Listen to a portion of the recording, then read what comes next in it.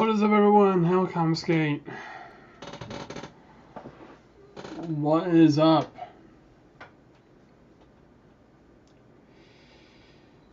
I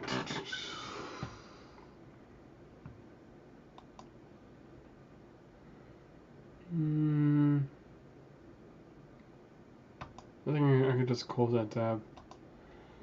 There we go. So yeah, what is up?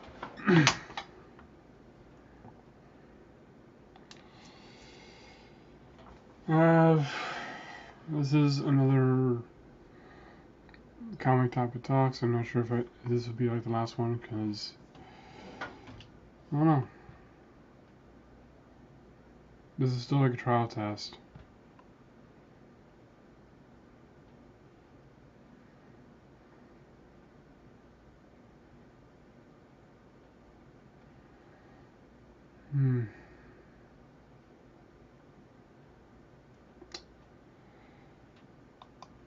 Anyway.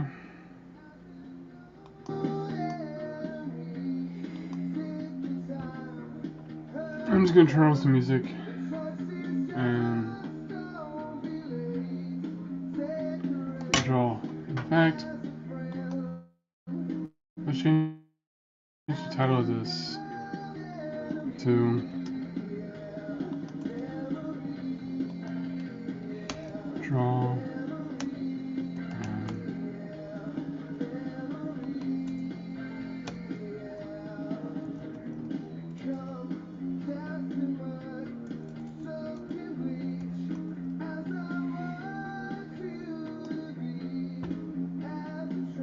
That works.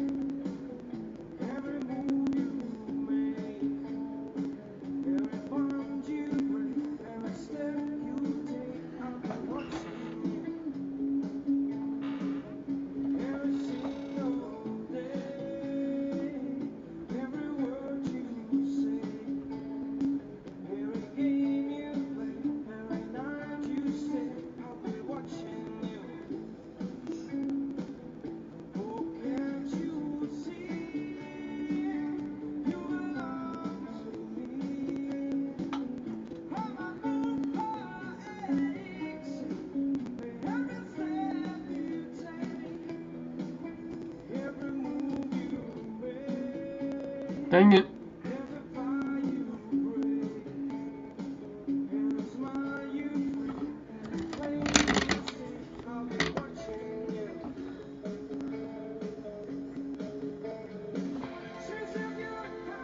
What's up, Carol? You know what? If anyone wants to join the show,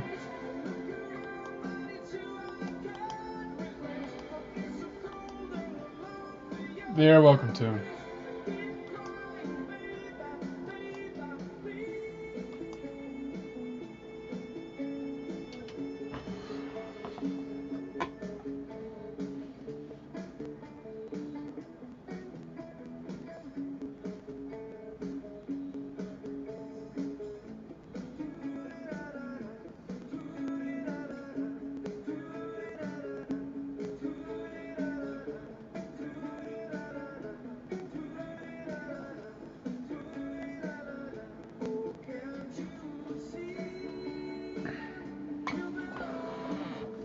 I mean, maybe after. Okay.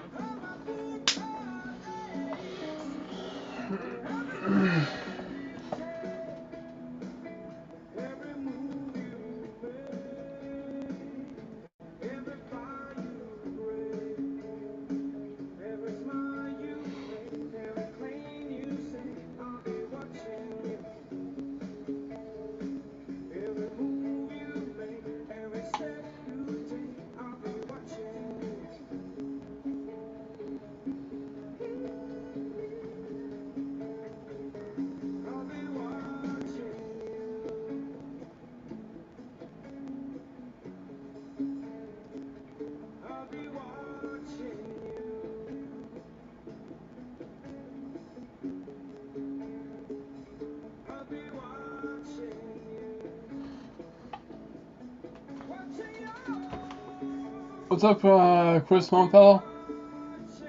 How's it going?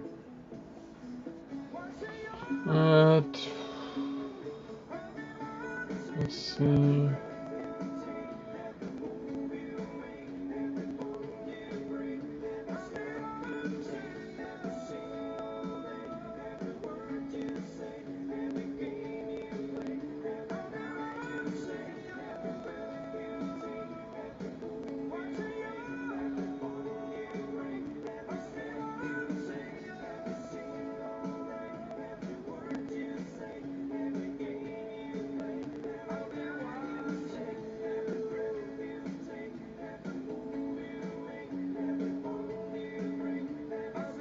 I'm doing alright.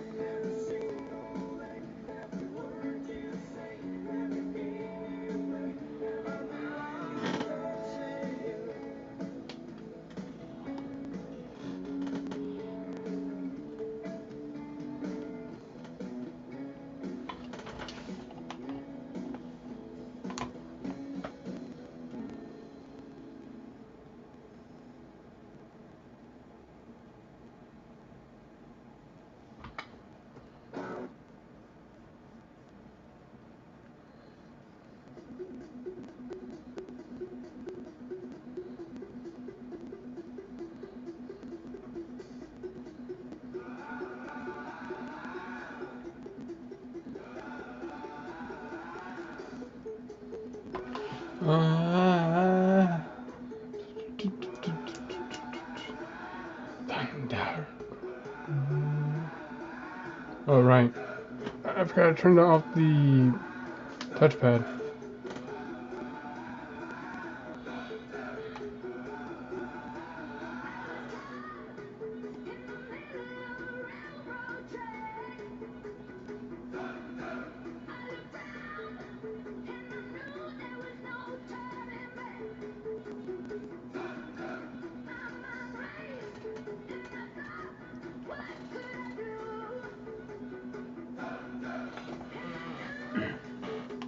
Your style works very well with anthropomorphic characters. Thank you.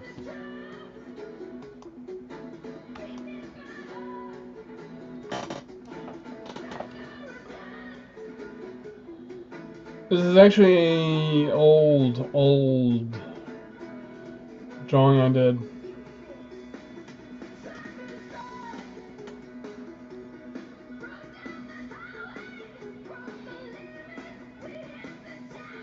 Yeah, that works. No, I didn't want to do that. There we go. Stop it!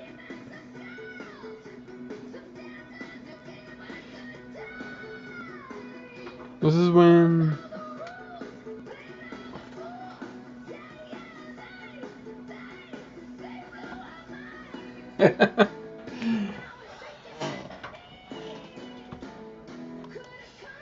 So you're coloring. I see how it is. You're trying to put me out of a job. That's cool. I won't be offended. I'm not trying to put anyone out of a job. If anyone wants to join the stream, they are welcome to. The link is above. There we go. Where's the new key? There it is. Now I can turn this thing back on.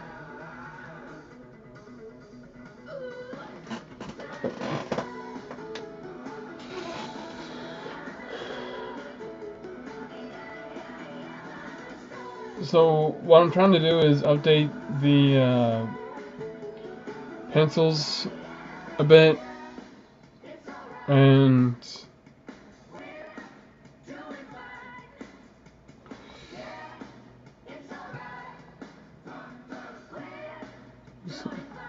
let's do a 5. 5? Nah, it's gonna be bigger.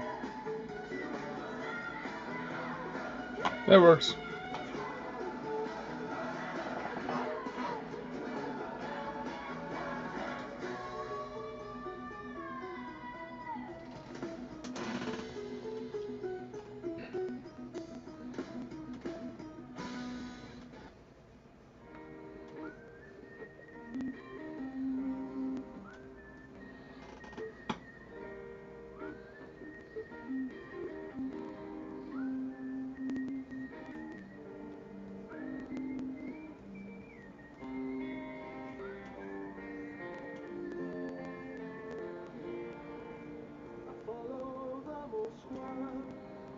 Down to Gorky Park, listening to the wind of change. An August summer night, soldiers passing by, listening to the wind of change.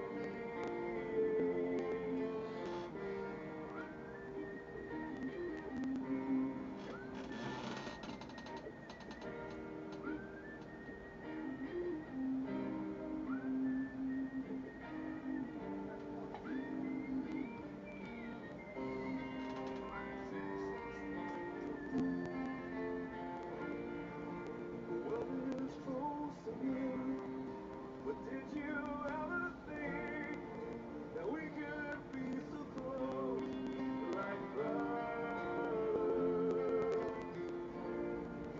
The future's in the air, I can feel it everywhere, like blowing with the wind of change.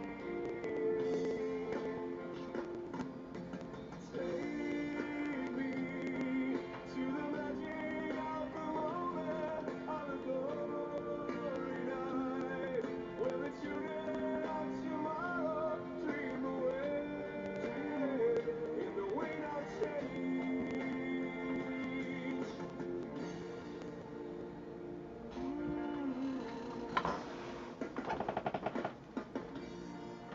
I'm walking down the street.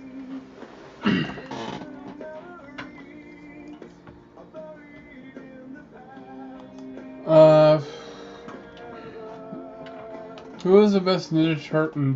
Who's the best Ninja Turtle? And why is Raphael?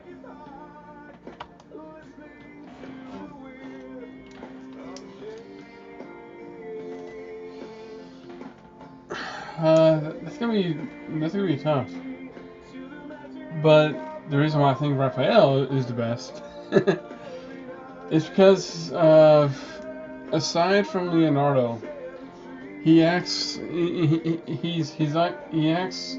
like the older brother, that that would protect. While his three other brothers would tell him that he needs to chill out. Raphael, even though he's a hothead, you can tell that he's protective of he's protective of his family, even though he's not the leader.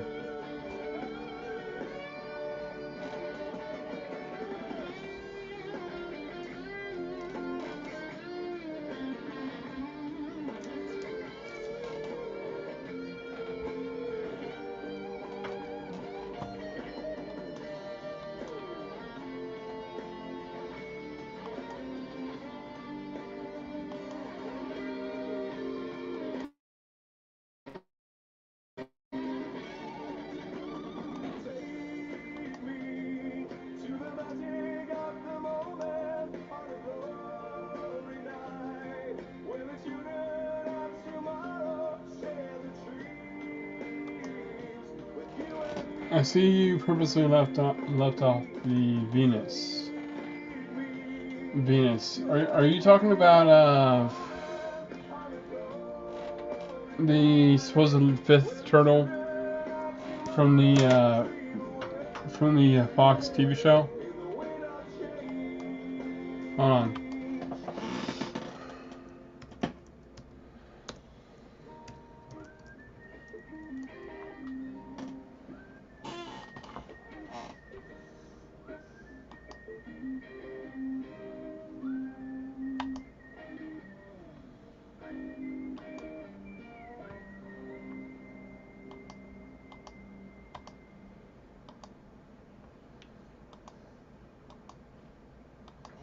This Venus.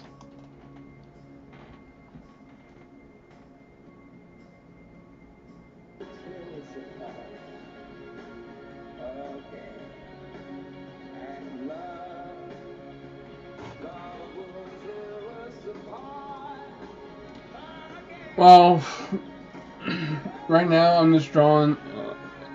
Again, this is an old drawing. When I was trying to, I guess you could say, trying to find my style, or still developing my style.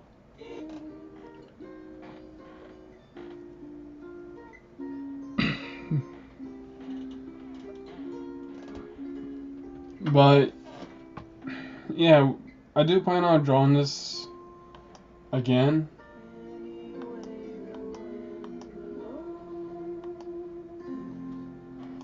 I do plan on drawing this again. So, I'll probably add Venus in the next one.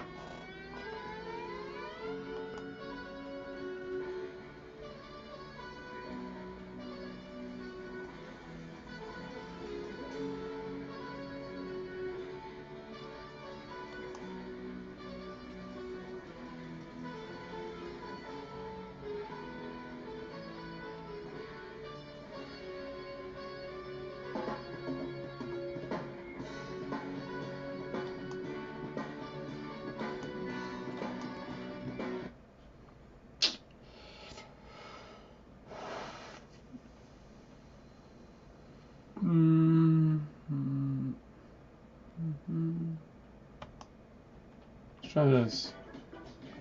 Hopefully they're cover songs.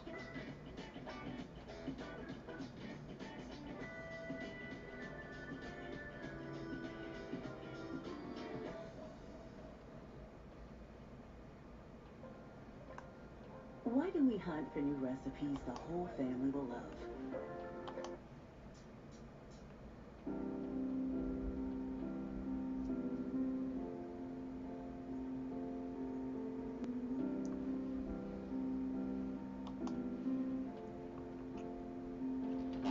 Alright.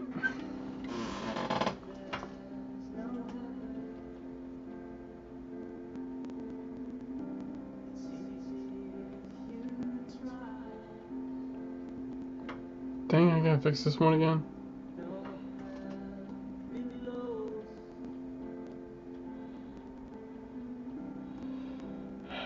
First.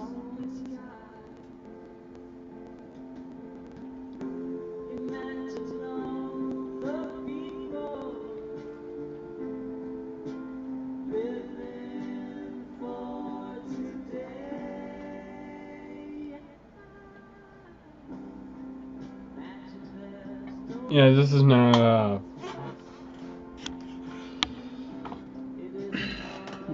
covers in it.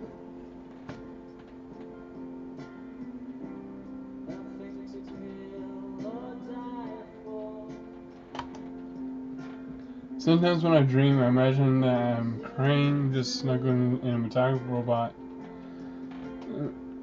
Makes me feel safe.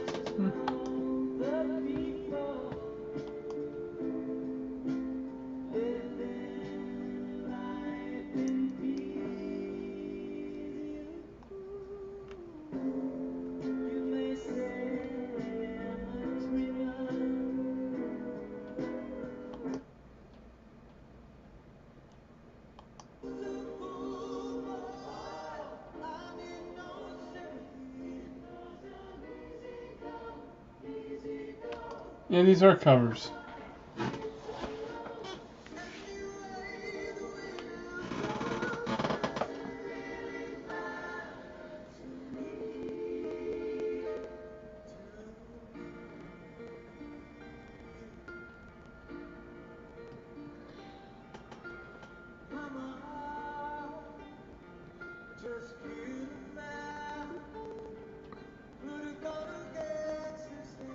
Actually, this one isn't a cover, is it?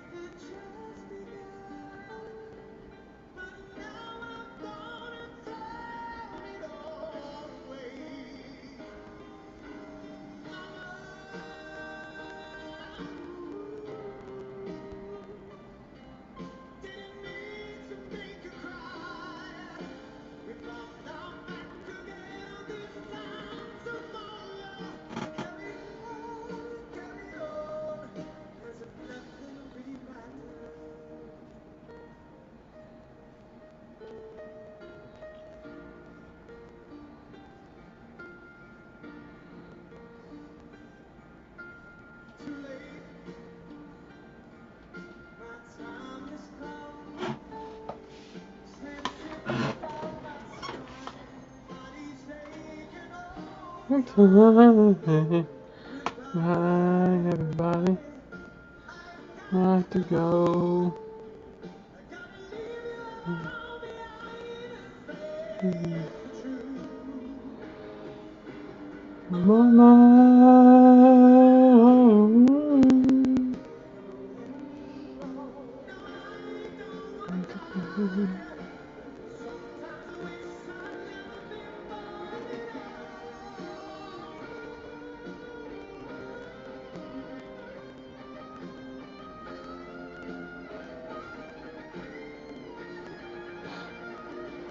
This is Bohemian Rhapsody, isn't it?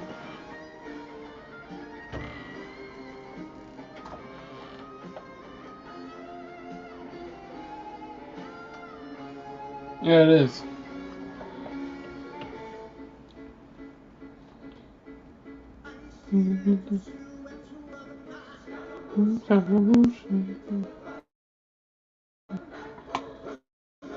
Lightning, very, very lightning.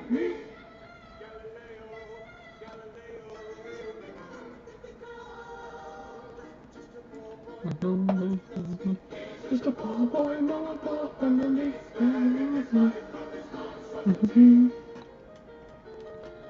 So easy go, baby, let me go. Yeah. Oh, let you go, let me go. Let you go, let it go. Let me go. Let me go. Let me go. Mia, mamma mia, let me go.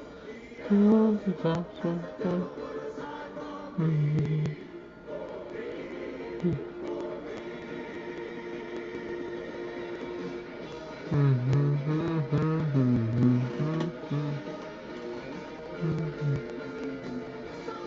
think you can call me?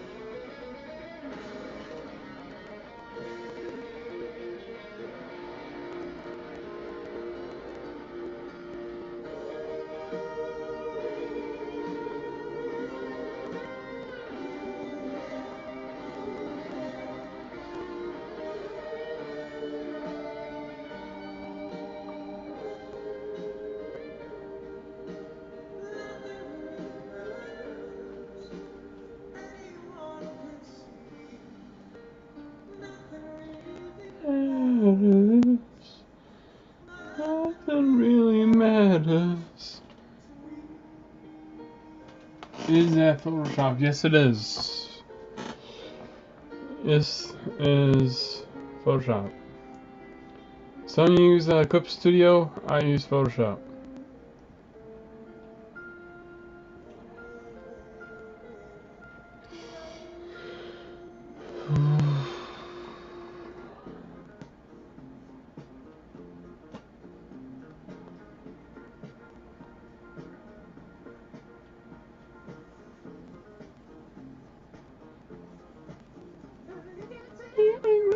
My water owns me. Time to talk.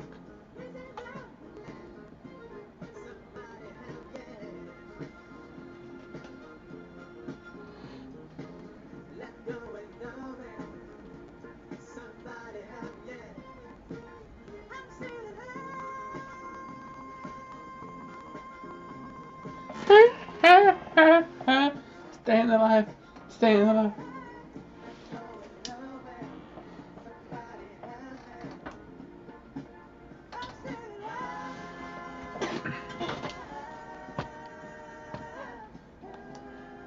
I used to use only Photoshop, but I had the old version, the CS6. Dirt twisted my arm and made me switch to Clip Studio.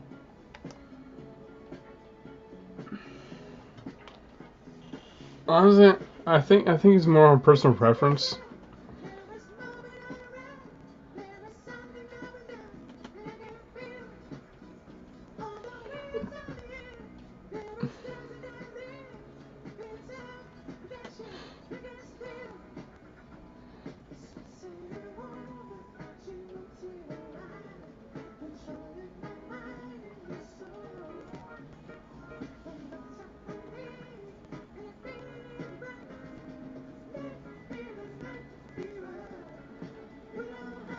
For me, I'm used to Photoshop.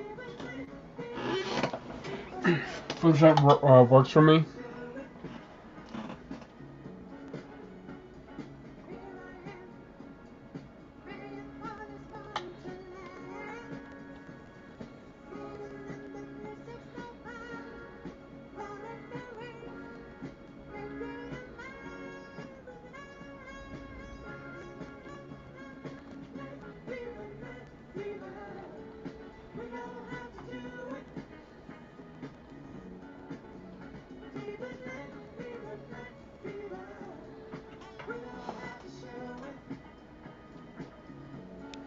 Clip Studio. Hold on. Clip Studio is just so convenient and simple. I wouldn't know. I haven't used it.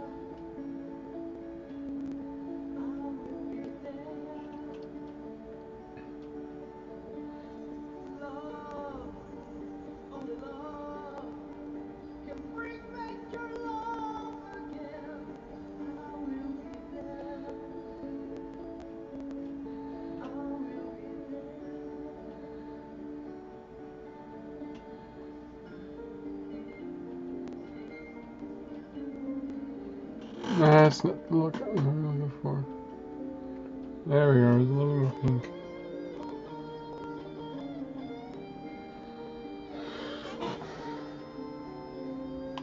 Nice. You're getting better at your Clip Studio.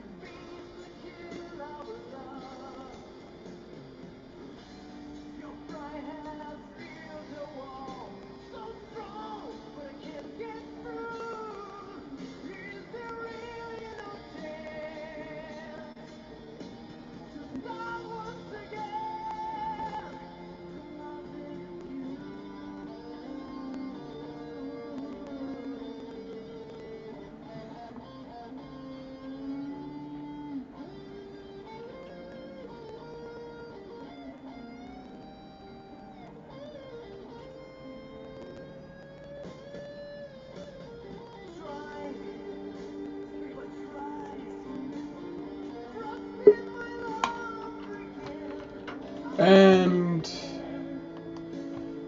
let's put our hands together for Hello. Gable. What's going on, And Steve? now that we have someone here, I'm gonna have to turn this down. Yeah. Oh, I hear myself echo. So how's it Playing going? me through speakers.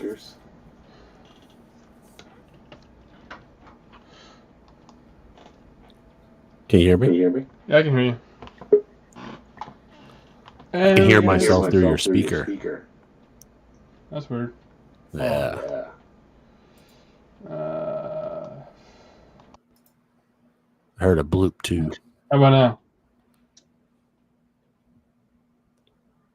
now? Test 1, 2. No, we're good. All right. And let's give another hand. And the reason why I'm using it as a intro for everyone is because I don't have an intro right now. I assume you did that on purpose because you're like, oh gosh, Gable and Carol are here. Oh no. Yeah. Well, it's either the hand slap to the head, or this. So that would have been perfect for me. Definitely would have been perfect for Gable. Yeah. So now at least we know. I don't come on streams very often, so just make sure you save that one for me. Gotcha. So what's going on? We're doing it's a turtle night? Is that what it is? Well, I'm trying to prep for this convention I'm going to in August. Oh wow. And it takes a bit for my friends to get here all the way from Michigan. Yeah. And a while ago on the last convention, someone bought the black and white photos and said this would probably sell better if it was in color. Okay. So I mean, are you just selling them as prints? How are you selling them? I'm selling them as prints. Okay. Yeah. What are you allowed to say? What convention show you're going to? Yeah, why not? It's Infinity Toys and Comic Convention. Okay, that sounds cool. Are you setting yourself up with your own table? Are you joining another table? Or are you just walking around giving people stuff? I have my own table. Very cool. Ooh, fancy. Now, are you going to be bringing your own Oh, there you go. August 19th, the Infinity Toy and Comic Convention. And they Very have a cool. website as well. Very cool. Now you're bringing your comics as well, I assume, right? Yes, I am. There you go. Now you also be doing like sketches and all that good stuff. If you Yeah. I'm not gonna say who. Even though I know who they are, but right now their name kind of escapes me. So if you're watching this, that I'm guy. sorry. Which I don't even know if they I don't even know if they know I have a channel. Anyway, he was generous enough to give me like a good stack of blank comic covers Oh yeah. to draw on and sell. Nice little hookup there. Yeah. Very cool. I do like it when artists, and especially since like COVID, like artists are just now starting to go back into like the cons and the shows and stuff. So I kind of like it when I see smaller artists start doing that whole circuit, right? Yeah. So they'll go to the local cons. They'll also go to their local comic book stores.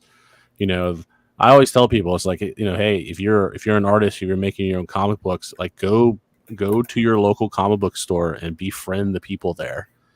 Like, hey, I'll give you 5 copies of my comic. You can even give it to them for free or whatever. Just say, hey, I'm a local guy. Can you guys, do you guys mind putting this on your register or whatever? A lot of comic book stores are pretty good about allowing you to do that kind of stuff because they want people to like. Yeah, but sometimes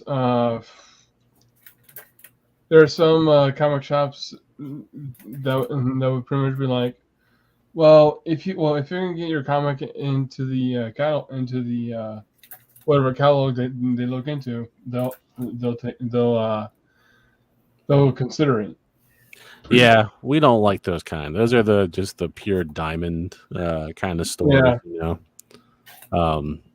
because I know my local comic book store, I have 2 of them, and both of them are pretty good about displaying local artists' work on their front register table or whatever the hell it is. You can always find that kind of like, hey, this guy's, in town, here's his independent comic book. It's, $5, $10, whatever it is. And, they're always really good at it. Now there's this other comic book store. It's not directly in my town, but it's a town over, and they're kind of similar. But they're like, hey, you have to be in some sort of catalog for them to carry you. And I'm like, well, that doesn't make a lot of sense. Like, why you would want to like promote the people local to you, right? But I guess how do you get your catalog? It doesn't make sense at all because, yeah, you have the mainstream. Yes. You have Image, you have Marvel, you have DC. Right now, they're not doing any good because, well, we all know what they're doing. Yeah. And yet you have these independent creators like myself and everyone else are trying to get their books out, not just with crowdfunding, but also going to their local shops or conventions. And you're not even going to lift a finger to help out. Yep. Or say, hey, this is pretty good. I want you to make X amount of copies. So I'll buy them off you and put them on the shelves. Yeah.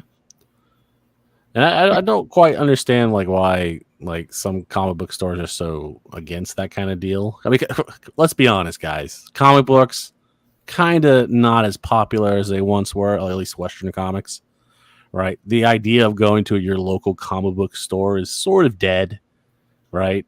I don't think. I mean, I'm just trying to think. I can't remember the last time I had a new comic book store open up around me. Now I've had several closed down before, So you think they would want to inspire, the budding artists? Who knows, Yeah. who can come local from you. So, but I mean, it might just be a transition away from comic book stores. Maybe crowdfunding is the way. Maybe, That's pretty much what. And sorry for interrupting you. no, you're fine. That's pretty much what it's going to be, because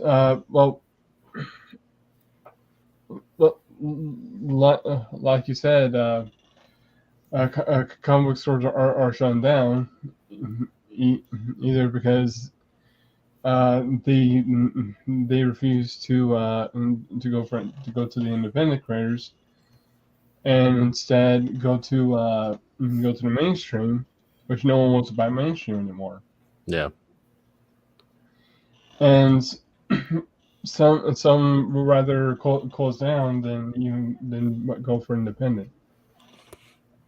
Yeah, definitely. I mean, crowdfunding is the lifeline that indie comics needed, right? So indie comics historically have never really done great. Now, I'm not talking about Teenage Mutant Ninja Turtles, that all started off as a indie comic. I'm not talking about those one-offs, right? I'm talking about, like, historically, indie comics have never sold. That's just sort of just how it works, right? But crowdfunding has sort of reinvigorated this idea of connecting creators directly with fans. Beforehand, you had that your comic book store had to have carried your indie comic, and then if it wasn't in the LCS, no one was going to buy it. Indie comics were always more expensive than Marvel and DC comics, so you have the price bump up from that. But now you have a direct connection to your audience, to your fans, to your potential fans. But as a side effect, guess what? You don't have Diamond or somebody doing your marketing. You yourself have to do your own marketing. And that's where a lot of people do kind of stumble when it comes to crowdfunding. Because it is hard. Like, there's a lot of crowdfunders out there. So making yourself stand out or being unique, or whether it's charisma or personality or just the solid artwork, whatever you need to do. But hey, you have that chance, which beforehand indie comics probably didn't have. So it's definitely a new world. I'm always cautious about saying this is the only way. I think a lot of people have sort of like gotten this idea in their head. They're like, well, it's crowdfunding or nothing, It's like, well, I mean, I see like some of their plans, like they want to make 100 books, or they want to just release book after book, and it's just crowdfund after crowdfund. It's like, well, if they want that mainstream appeal, which I think a lot of indie artists kind of still want, they want to make that Teenage Mutant Ninja Turtles, right? They want to be popular and big and have a big fan base. You do have to do a little bit of legwork when it comes to getting into Diamond, or whoever, getting yourself out beyond just the crowdfunding bubble. So I always respect people who are like, yeah, I'm releasing print on demand on Amazon. I'm, going to the cons, giving all this stuff away. I got the swag, all this other stuff. So, but anyways, I'm rambling. Now, is it normal for comic book stores to do more of like the tabletop gaming stuff instead of actual comic books? As of lately, yeah, because there's more money in it. Like my LCS, I mean, for the longest time, they just sold comic books and trades and a few omnibuses. Now it's actually shifted more to where there's less floppies.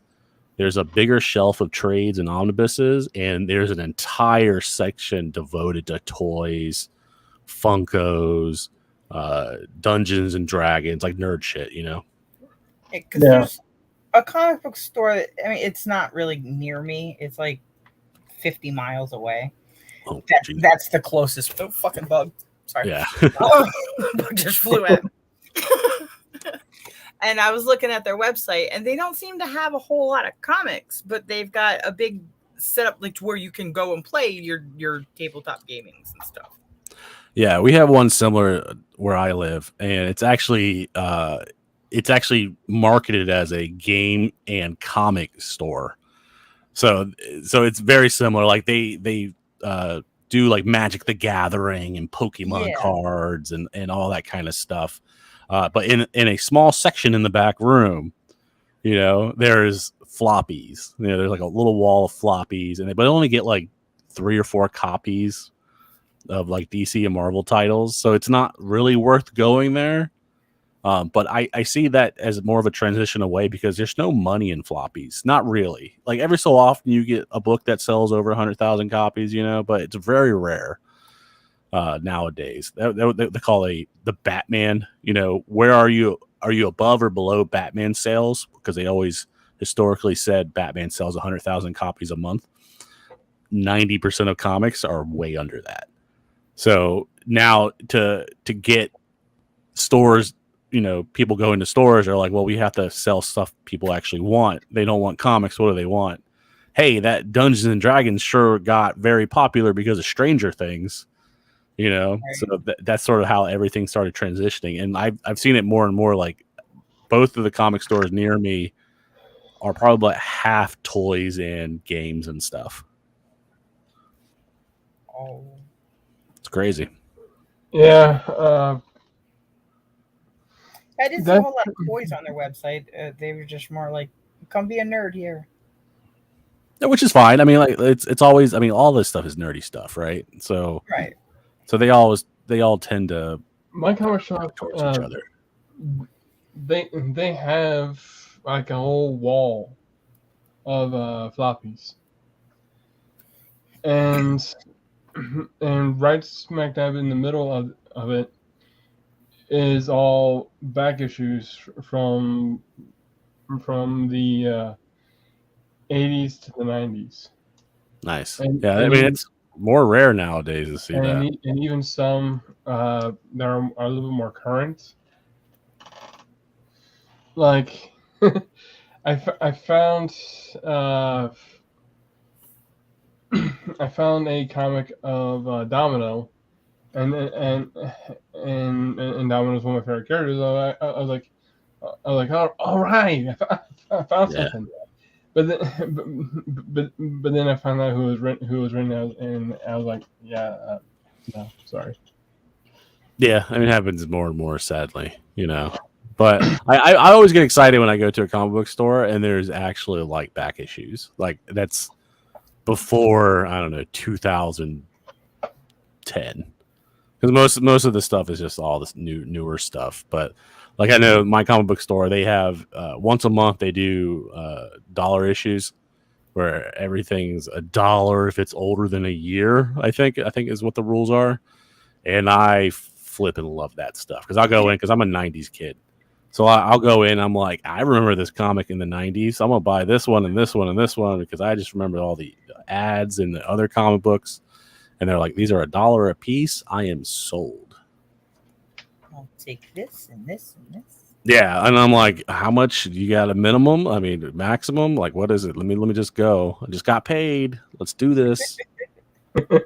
But yeah, the whole like nerd stuff, like they always combine them. I think the real reason why they do that, Carol, is because nerds get picked on, so they have to like go in numbers, right? Oh, they need Like a a safe pack. space. Yeah, it's like a safe space for nerds. Yeah, Aw, poor nerds. you gotta be careful with those nerds. You gotta treat them nicely. If you say so. Yeah, I've tried talking to my local shop, and he said, well, you're gonna have to talk to the manager about it, and I haven't been able to get a hold of the manager. If there is, they probably are the manager. Because I mean, come on, how many shops have more than 2 employees? It's pretty rare. This one, as far as I can tell, it has like 3 or 4. Wow, I mean that's crazy because I know at least the one I always go to, it's always the same old guy. He's like in his 60s. He always talks about the good old days, Good old day.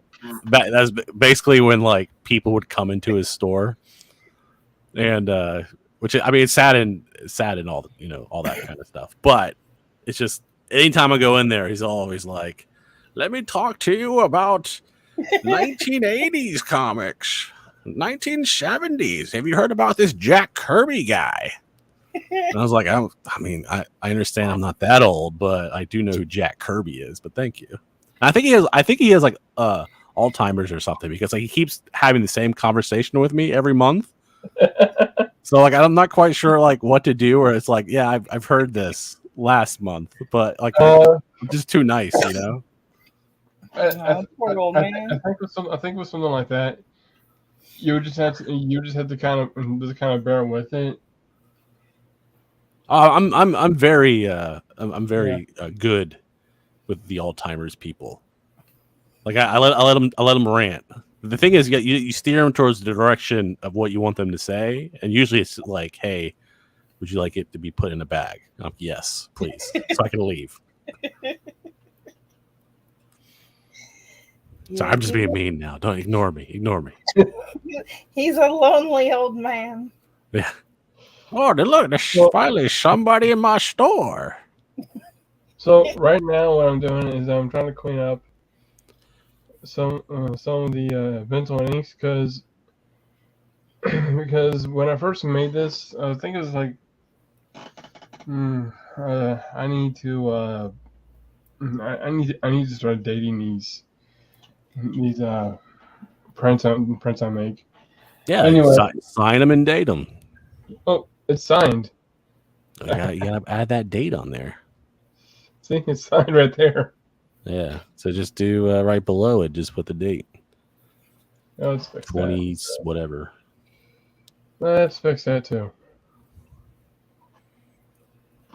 Now, Steven, when what was your introduction to Teenage Mutant Ninja Turtles? Like, how did you come to know and love it? If you do love it, or maybe you don't. Oh, I love Teenage Mutant Ninja Turtles. I would probably have to say that it wasn't the comics, but it was the television shows.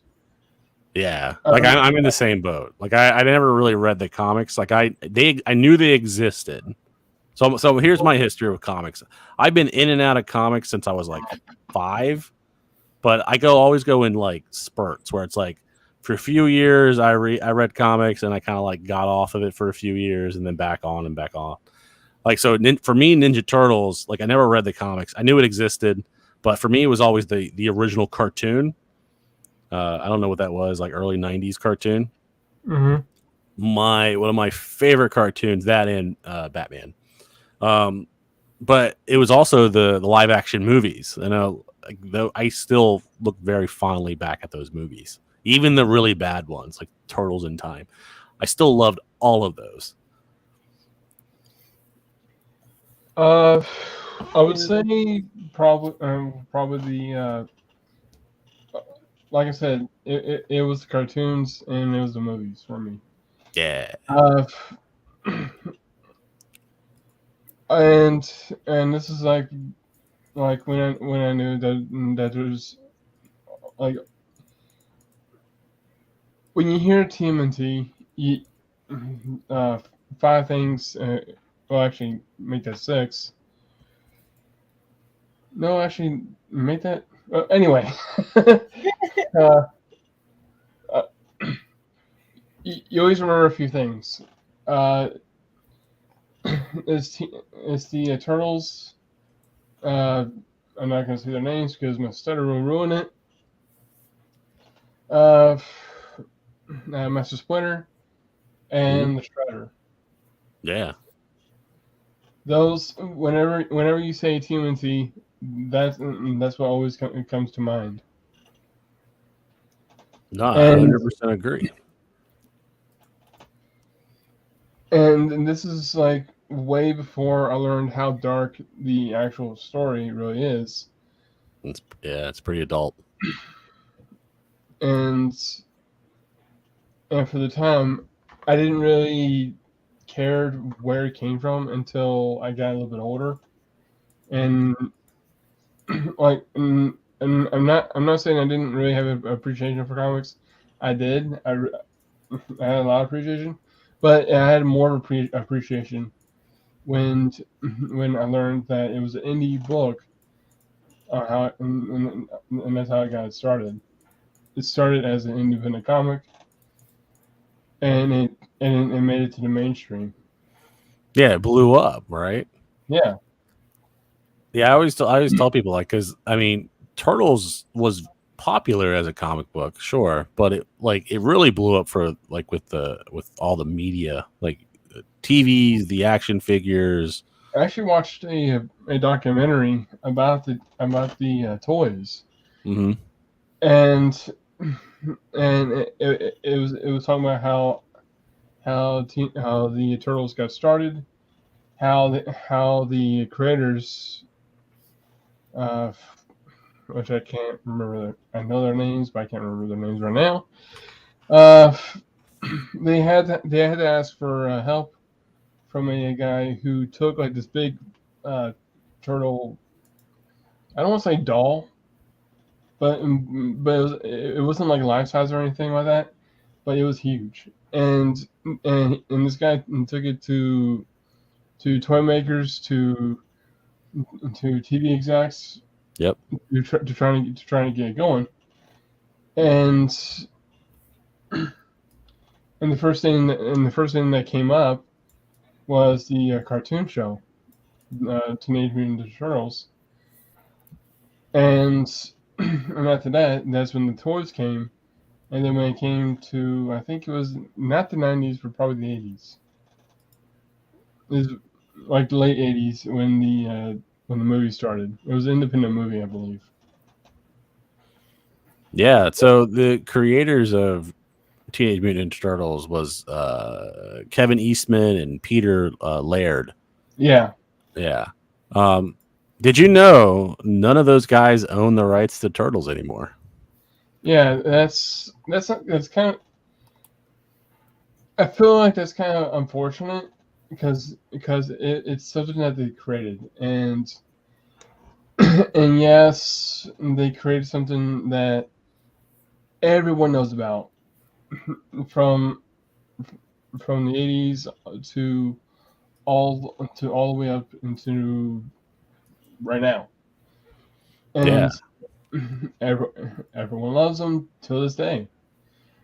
But Yeah, the fact that they don't own the property, or they don't own the IP anymore, I kind of feel that a bit saddening, because it feels like, well, even though you gain all this stuff, you also lost something that's kind of important. Why don't they own it anymore? One of the guys sold his, because it was a 50-50 originally. One of the guys sold it to the other guy. They sold his shares to him. And then the guy who had everything sold it to Paramount, just flat out. So that's why we got like the Michael Bay movies. If anybody remember those two movies. Which, did you like the Michael Bay movies? I guess that's a hot topic. yeah. All right. So originally I was doing like a comic topic talk, but since I can rarely get anyone on the show, I'm starting to think maybe I shouldn't do this anymore. Well, do that kind of show anymore. Don't just do draw streams. But that's actually a good topic. Well, Steven, I'll say this: when it comes to live stream topics, yeah, it really depends on the guests. Depends on how talkative they are, but generally, any conversation that flows from topic to topic is okay. Generally, now I've noticed as we've started talking, you've stopped drawing. Now, normally, I would make fun of you for stopping drawing, but I'm not going to do that because I'm a nice guy. Are you able? No, I'm not. I'm terrible. But well, have you seen my setup here? Hold on. So I'm having to where's the mouse? There it is. So I'm having to look at that screen to talk to you all, and I'm also having to look at that screen We're just Oh yeah, you have a terrible setup. You can't multitask. what? It's okay. At least put them next to each other. Yeah. I can't because of this thing right here. You need one of those things where it like stacks the monitors on top of each other. That way, Hey, at least Doc. all you have to do is look up. Doc, come Hey, on Doc. up. Come join us. Be one of Yeah, us. while we berate Steven for his work setup. Scroll up. The link should be there, Doc. If not, He says, I'll make "Let Carol me post it. in." Doc's here? Yeah, he says, "Let me in." I don't know if he's in the back or not. No, he's asking for the link. Oh, No, but like when it comes to live streams, I always tell people like just let conversation flow. Like when it comes to draw streams, definitely draw. Like I mean, yeah, be drawing, but it's Right. okay when people are just having conversations Yeah. about whatever topics they want. It doesn't have to be topic specific unless you're doing a stream that's like, hey, I'm going to review the Michael Bay turtle movies. turtle. So I think what I'm going to do is that whenever I have a topic, it'll just be the segment will just pop up whenever. Yeah, just have like a general topic, something to start Yeah. with, and just let it naturally go where it goes. Yeah, invite somebody who talks and never shuts up. That's usually also a good sign. Yeah, definitely not Carol. What the hell is wrong with you, cats? Doc, are you here? I am here. I'm just Hello. being So- polite and Sorry. Go ahead. This is I my was- clunky way to introduce Doc. yes. Hello, everybody. Hello. It's I'm trying to. late. I'm trying to get this to happen. Come here. So to give an answer about the So- Michael Bay movie, So there's my baby. Oh, Oh, suckers. There's my baby girl. Oh, ew, the bug was in my hair. wait, what? There's my Man, baby smack my girl. Oh, Oh, look at your puppers. She's got a dirty snout. She was rooting under the fence. Oh, it's a good girl. Hi, Billy. hey, bud. yeah, We were talking about Teenage Mutant Ninja Turtles and how Eastman and Laird don't own the rights anymore. Doc, they sold it to Paramount, and then Yes. we got onto the Michael Bay turtle movies. Listen. There's only one Ninja Turtle movie. That's the first one. That's it. Yeah. Come on, I give the first two. I say Secret of the Ooze is pretty good too. it's good. But- Let me clarify though. Sure. All right, my affinity for that movie is that it babysat my youngest kid while I Fair. worked. I had a 4-head VCR, which was the state of the art tech, Yeah, and it had auto rewind and replay, so I could just put it in, and it would just play, and he would sit and just. That was me as a child. We would just wear out that VHS. Hell yeah. And he would holler at me, "Daddy, tracking." Fix it. Fix it. So, But it also had that trailer at the beginning of it. I play right field. It's important. You got to know how to catch. You got to know how to throw. Nice. And nice. I swear to you, my son knows every word of that to this day, and he will sing it when he's in the he's a professional wrestler. When he's in the locker room, you'll hear him back there just bellowing that out at the top of his lungs. That's funny. Never heard that. You're making that shit up. Nope, it's absolutely true. No, you're not. Absolutely true. Are you going to draw every brick in this wall? That's what I did.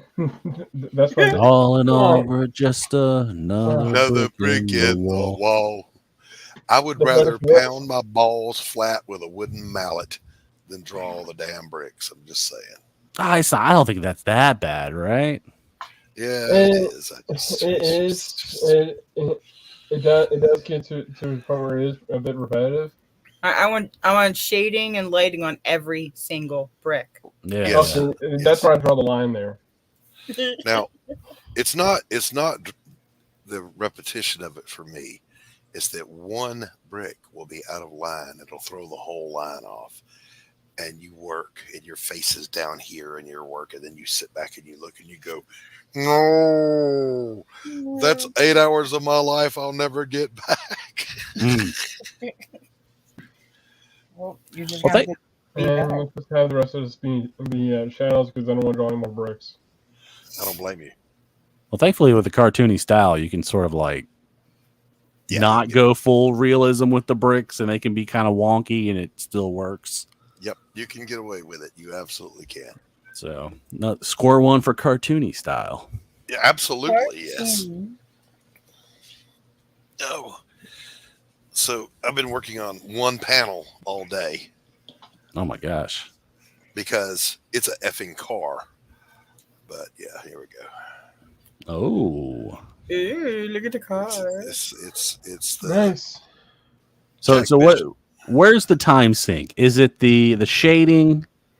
Is it the other rendering? Like what actually is the time sink? It's fighting with a geometric form. Mm. I hate them with every fiber of my being. So I went for the most organic looking car I could find, which was an old Jaguar coupe.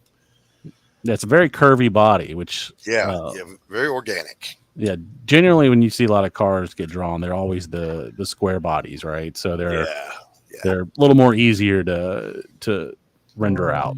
There we go. Well, you would think that, but for me, it's the other way around. Interesting. Okay.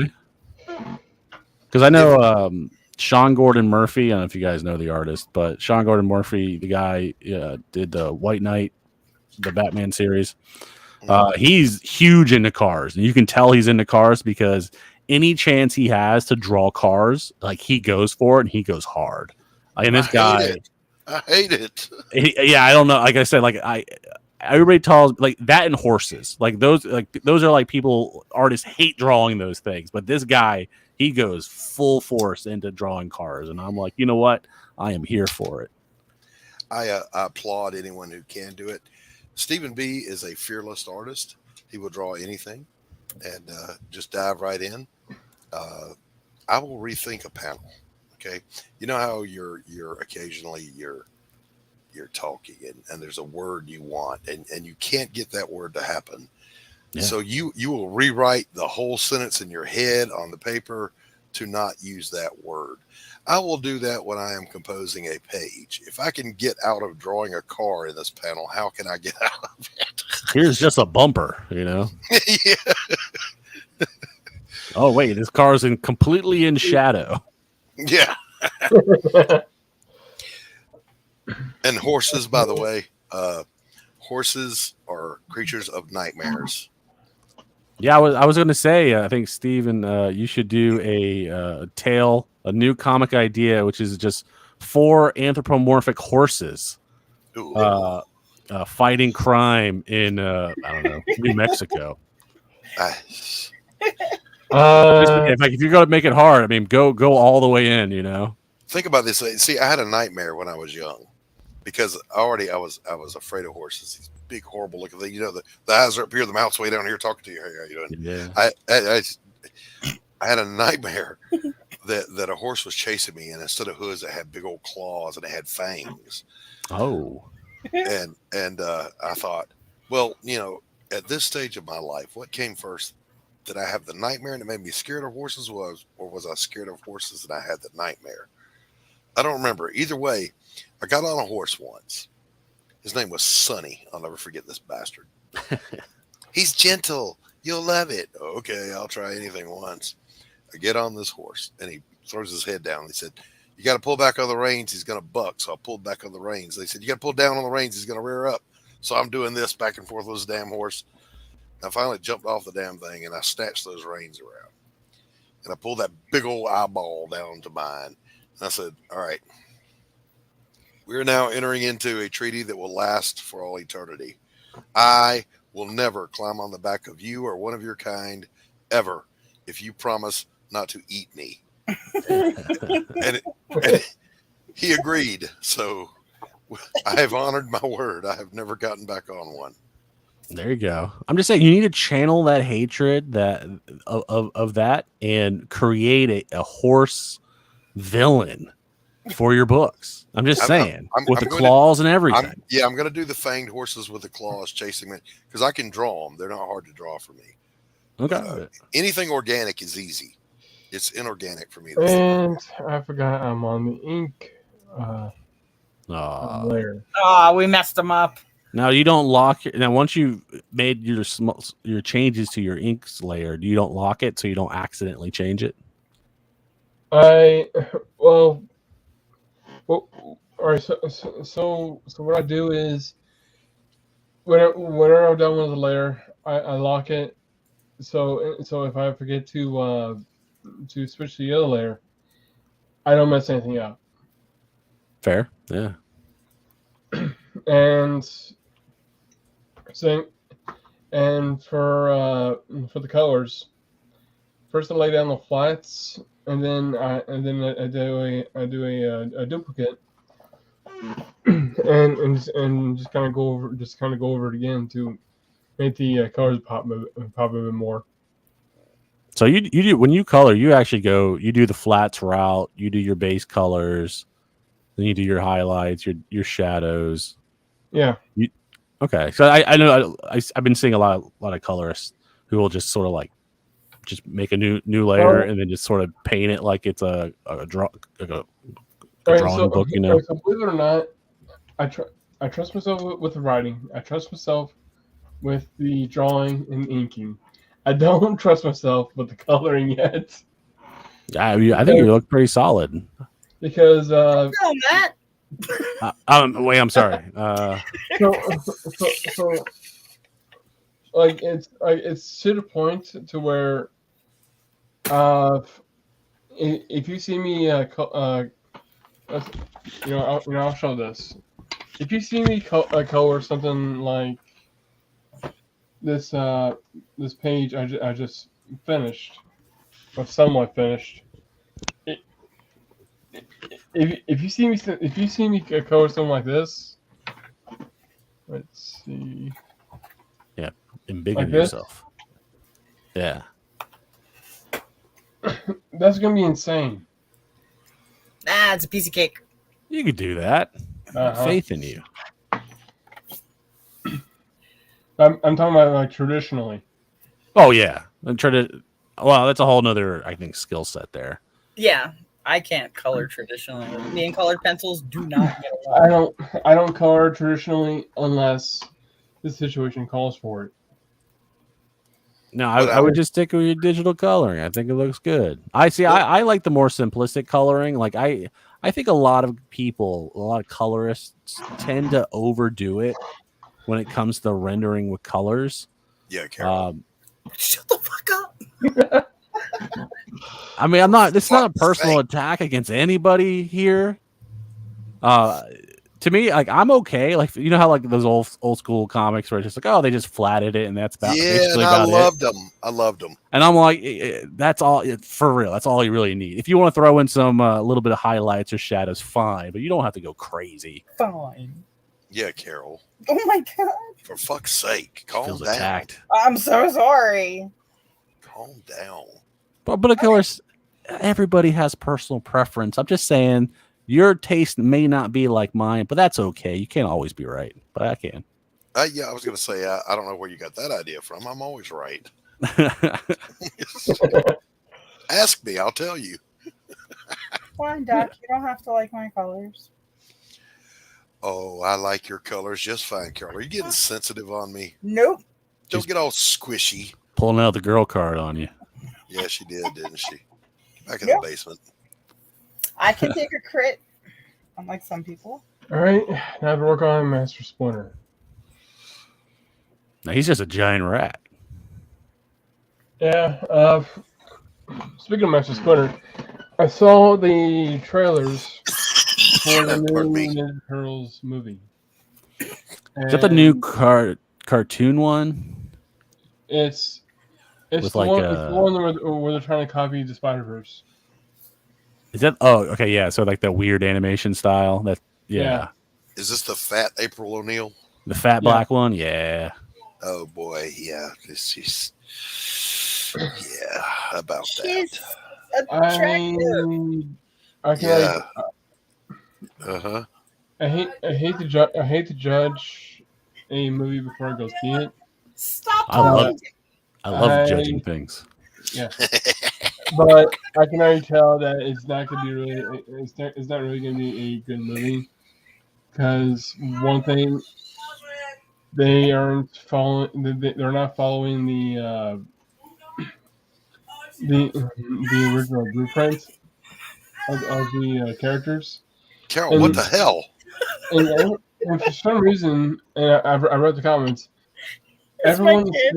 everyone's saying that that the turtles are acting like actual teenagers. I None of that bothers me. They're Teenage Mutant Ninja Turtles. And, you know, it's funny. I was going on Twitter and someone had done a fan edit of fat black April O'Neil, and they just made her skinny, and it was like 100 times better. So I think my issue with the fact is it's just April O'Neil is fat, not because she's black, just because she's fat.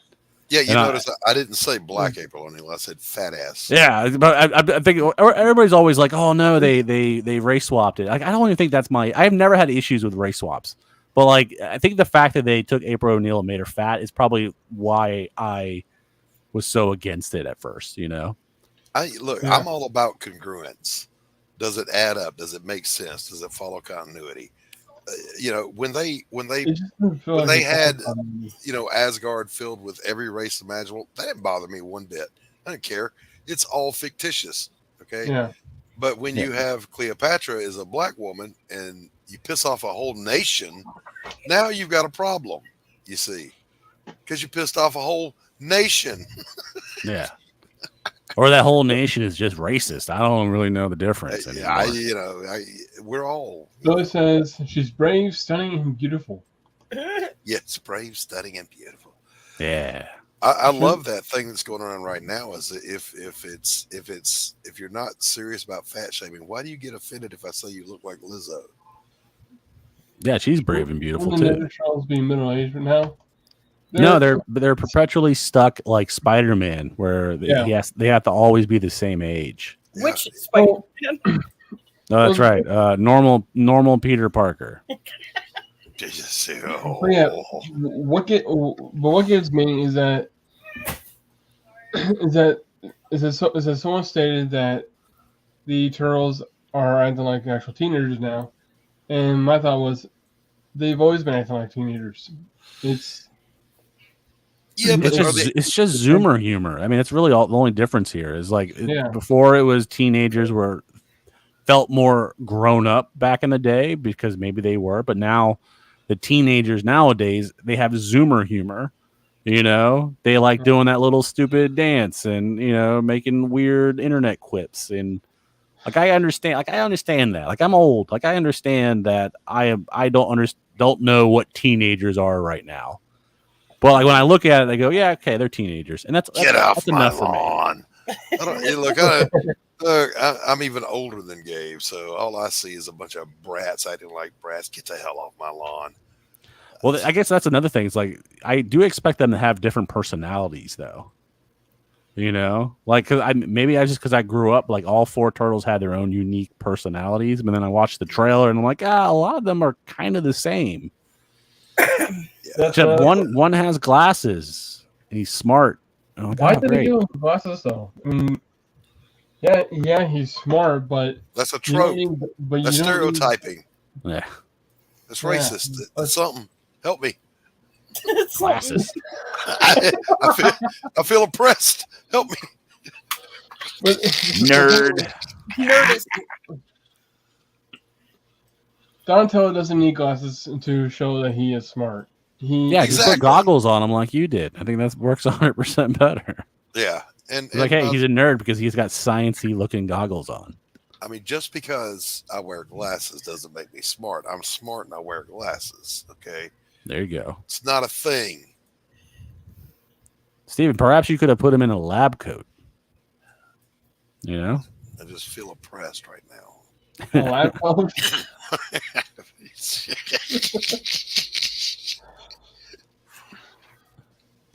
Help. I'm being oppressed. Yeah. I just and what they did with Master Splinter is that they gave him an afro. What? That kind of stuff doesn't bother me. Like I'm like, all right, whatever, you know. Yeah, but then my question is why? If it doesn't matter, why do it? Yeah. Because they thought it was cool. No, they thought it was virtue signaling. Come on.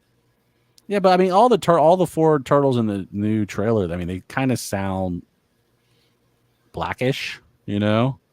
So, given Splinter an afro, is that just more? Do I need to bring up the trailer? I mean, if you want, I mean, I don't know how racist I'm about to get here, but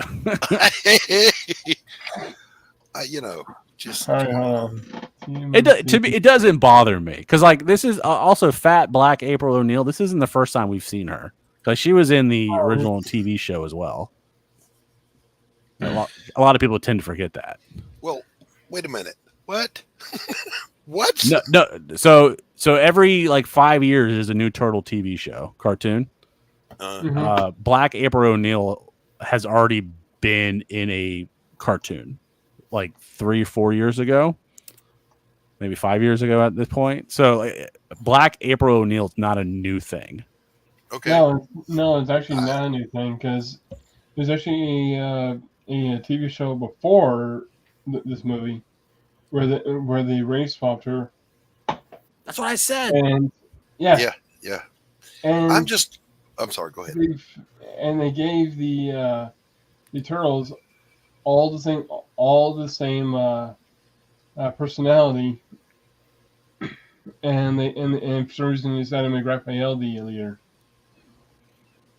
Yeah, that's kind of weird because usually if in any of the cartoons or comics, if Leonardo goes missing or isn't there, Raphael tends to be the leader a lot of times. So like maybe I can kind of understand.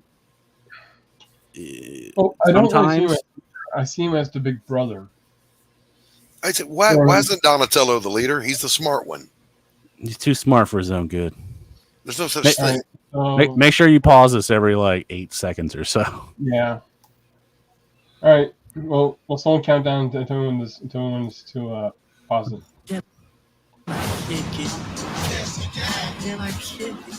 Okay, you can pause it. Okay, it's rap music. I'm already out. Yeah. I'm rap for me. It's whatever, right? Because again, this is Zoomer. To me, this is just Zoomer Turtles. So Zoomers love rap. So like that doesn't bother me too much. Can you scroll back to Rocksteady and Bebop? Yeah. Let's see. There we are. Yeah. So okay. So we got Rocksteady and Bebop here. I'm okay with this. It's very stylized. I don't hate this. Like I don't hate the bad guys. It is stylized. That's like you said. It is one thing I had noticed. The style. Again, they're basically copying the Spider-Man movie. They're hippies. Yeah. All right, let's go. Which I hate, by the way, because I always thought like the frame, because they purposely did the frame rate differently in that movie to make it feel like comic pages or whatever the hell it was, and like I hated that. And like, well, towards the end of the movie, when Miles becomes more like Spider-Man, he becomes really good at it with his powers. Like it morphs into 24 frames a second, and I'm like, yeah, but that just means for the first hour and 20 minutes, it's all choppy. And like I just don't like that kind of animation. But like I got used to it. I just wish they hadn't done it. I'm not sure which trailer says this. But apparently, one of these trailers stated that Seth Rogen is the forever teenager. I mean, that now? makes sense, I guess. What was it? Seth Rogen is the forever teenager. Oh, fuck that guy. All right, go ahead. All right.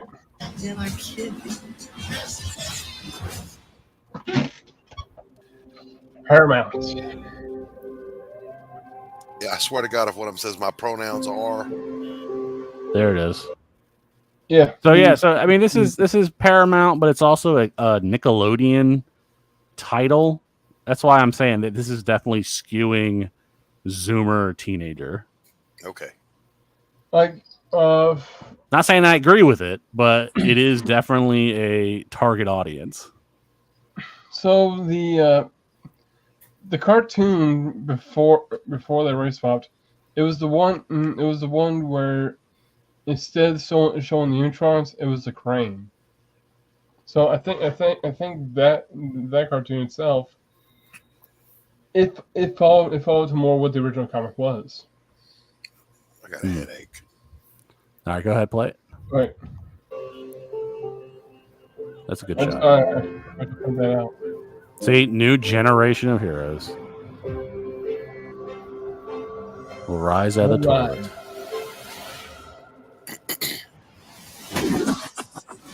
All right. And pause. Oh, I mean, I don't know. When I say teenager, I'm going to guess really young teens because they're missing teeth. you know, is this the pink turtle? No, this is Raphael. What the hell am I looking at? It's pink. Well, didn't Fuchsia. they all used to have the same color headband back in the day in the comic? Remember that? Yeah, that's true. So I'm curious. So we only seen one turtle. So play it a little bit until we see all of them in one frame. I'm curious. Right. Do they all have different colored headbands? Yeah, they all have the signature color headbands. Well, he has an R on his belt. Stay still. All right, pause. Okay, so why does Michelangelo sound like the older child? He does sound a little different. Yeah. I mean, I guess everybody grows differently. I guess, Steven. Let's not talk about the birds and the bees here. Carry on. Yeah, but like when I see this, I'm going again. Zoomer turtles. They're playing on their phones. They're recording crappy TikToks. I mean, this is what I'm seeing here. I mean, I don't like it, but again, like I definitely see they have a target audience in mind for this. It's apparently something that's I'm playing out there. devil's advocate, by the way, here. Yeah. All right. You know what? I'm gonna go full screen on this. Why am I the only one on camera? I don't know. I didn't tell you to turn it on. Yeah, turn it off. You're actually making me Yeah, uncomfortable now. Shut up, Gabe. Right. Try that again, but with ninja stars. Hey, why did we pick a fruit shaped exactly like my head? Just stop talking. You're ruining my concentration. You're fine. Chill. Yeah, see, I mean, again, Is that a girl? Actually, no. That's that's prepubescent Donatello.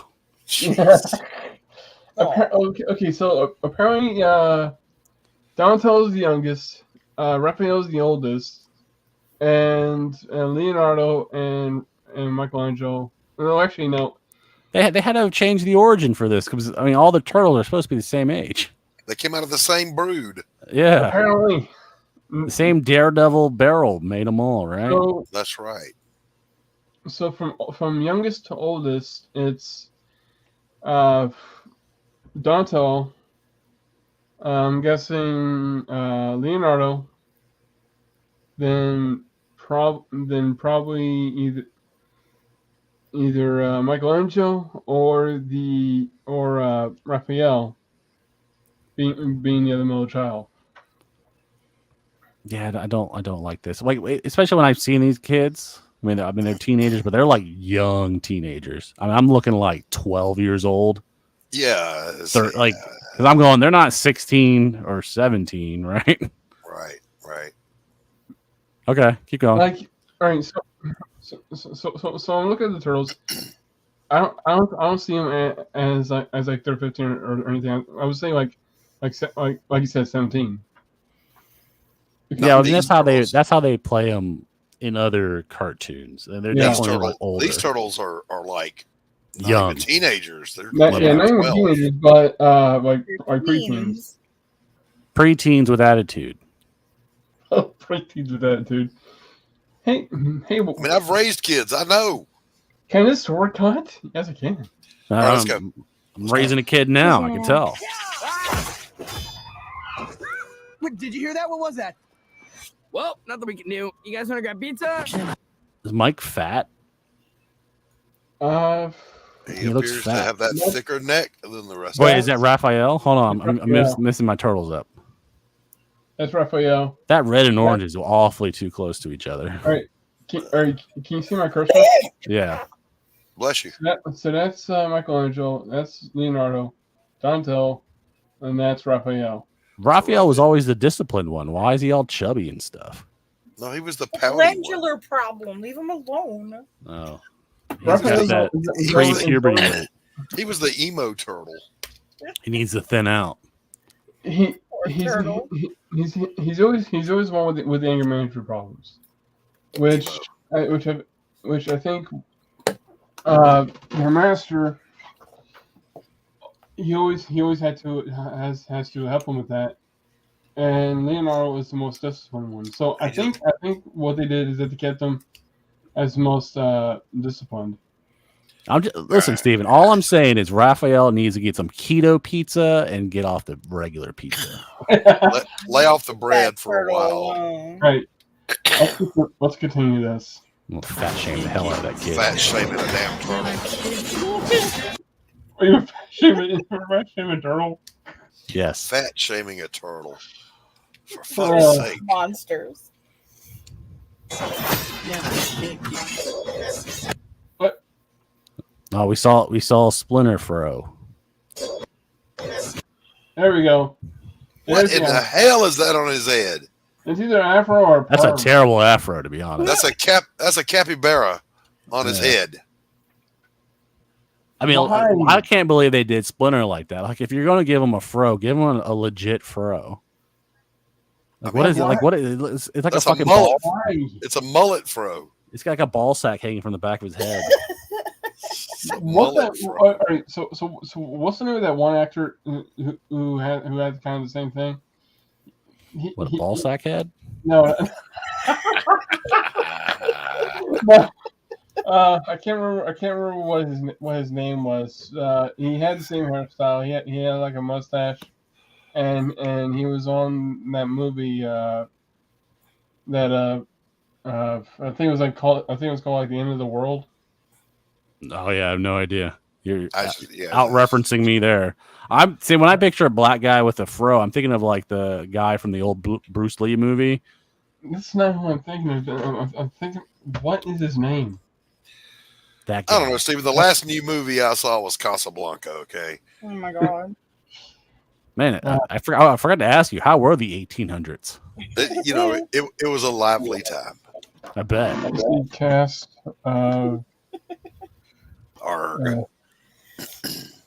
Back when like you have died of dysentery was a legit thing. Yeah, the Oregon Trail was a bitch. I'm going to say that. It was Pretty long, I heard. Yeah, it was pretty rough. A lot of dysentery. What was your Forge. favorite dinosaur as a pet? I can't find it. So Just play the trailer, Steven.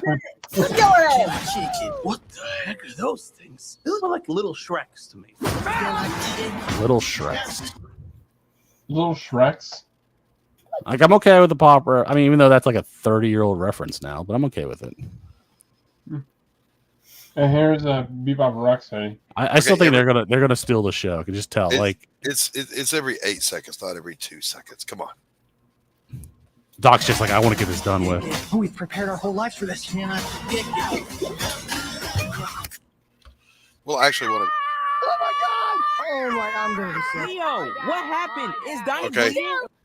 Okay, that's funny. I'm going to give it that. That's the kind of funny that I would put in a book. Yeah, that's good. Like I said, Because that shit, you wonder why has it never happened? They're playing with sharp, deadly weapons. I was at that scene earlier when they were like throwing the ninja star, and I look at that ninja star. I was like, that looks like it was made of an aluminum foil. Yeah, they cut that out of a freaking bottom of a Crisco can or something. So I'm wondering if this is like teenager approved weapon training, But that scream was classic. Yeah. It sticks in, and there's a second while he looks at it, and then he screams. Which is how I react to injuries. Hey, look, a car. We were just talking about this. Oh, fuck that car. Oh my, I'm gonna be sick. Leo, what happened? Is Donnie? Wait, does he have braces? Yeah, one of them does.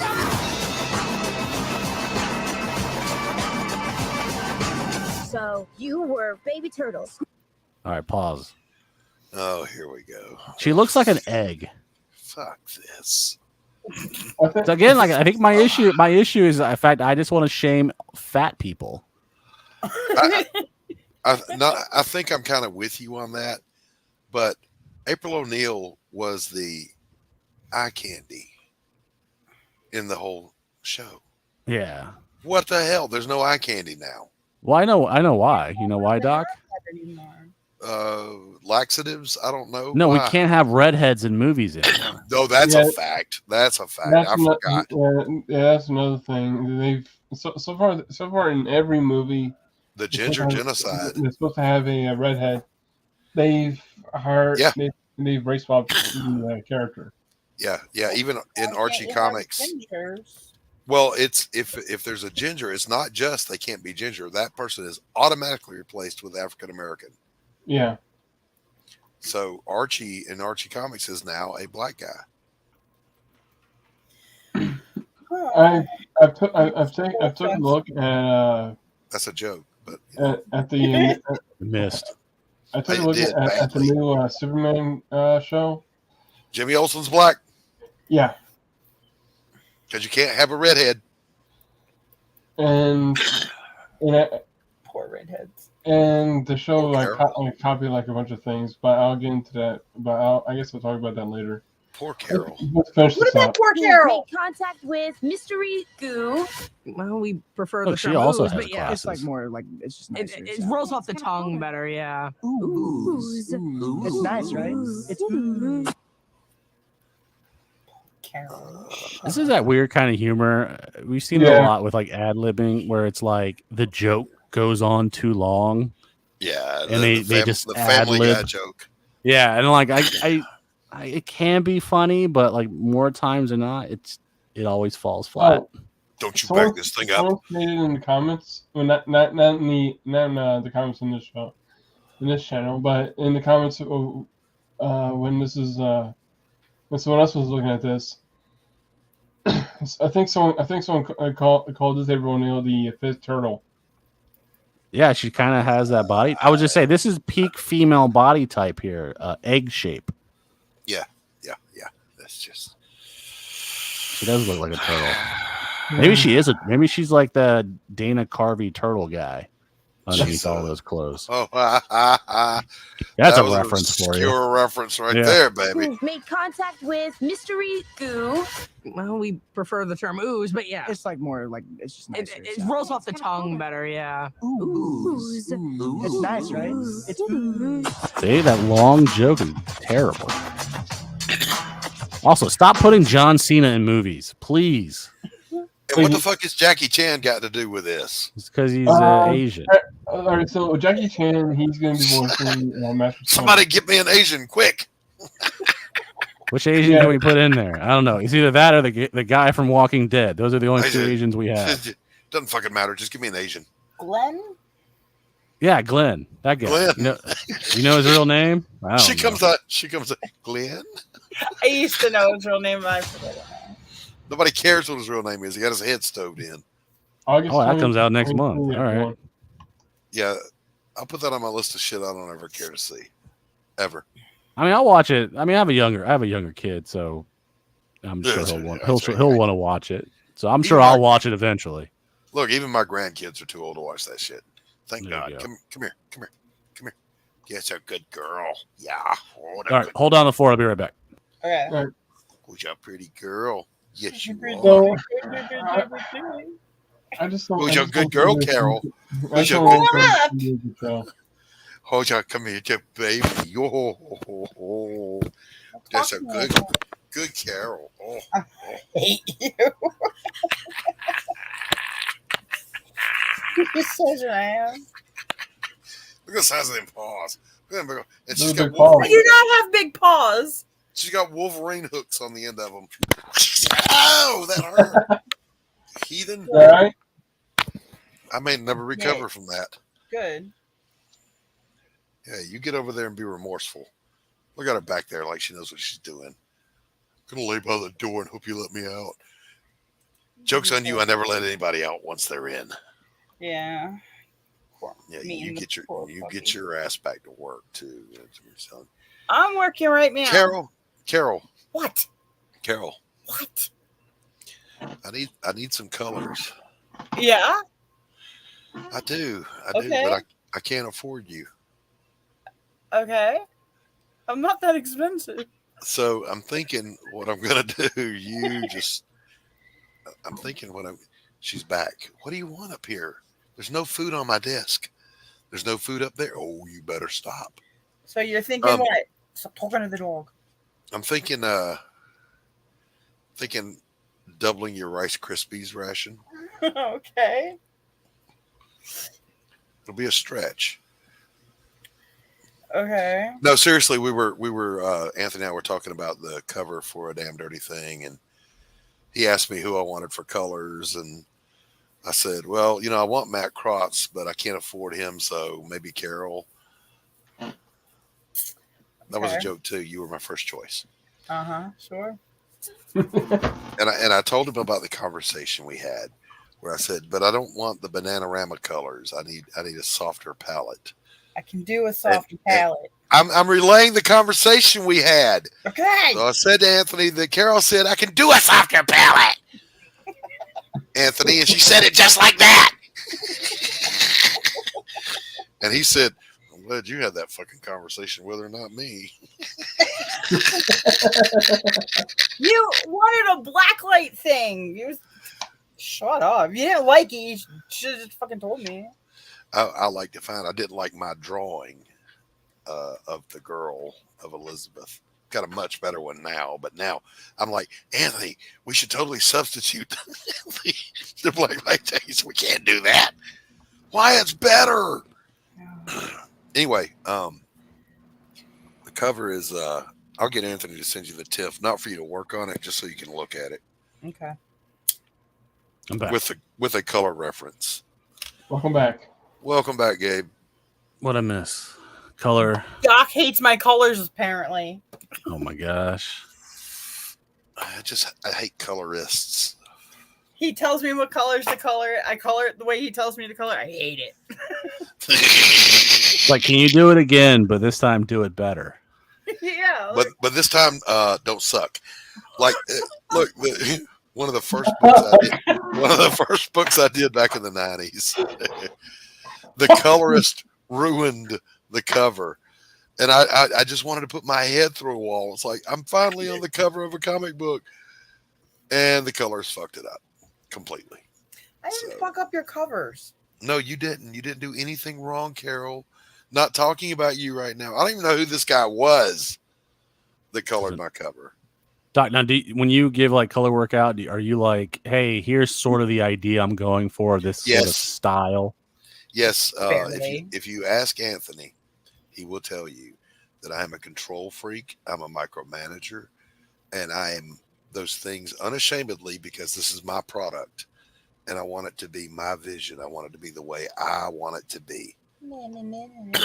Carol's just be like, well, fine, do it yourself then. Yeah, if I could, I would. Teach you how to digitally you color. better be nice to Carol, or I'm going to put so many hidden. So speaking of our gift, he has a campaign out now. Oh yeah. Yes, he does. Yes, he does. Bringing it back. This is his other old one coming back, right? Yep. And he said it's going to be a hardcover too. Is that a textured hardcover? Is that what that is? It looks like. I don't know. It looks like. No, it's not. It's printed to look like one. Are you serious? Yes, he answered this question before. Oh, okay. All right, cool.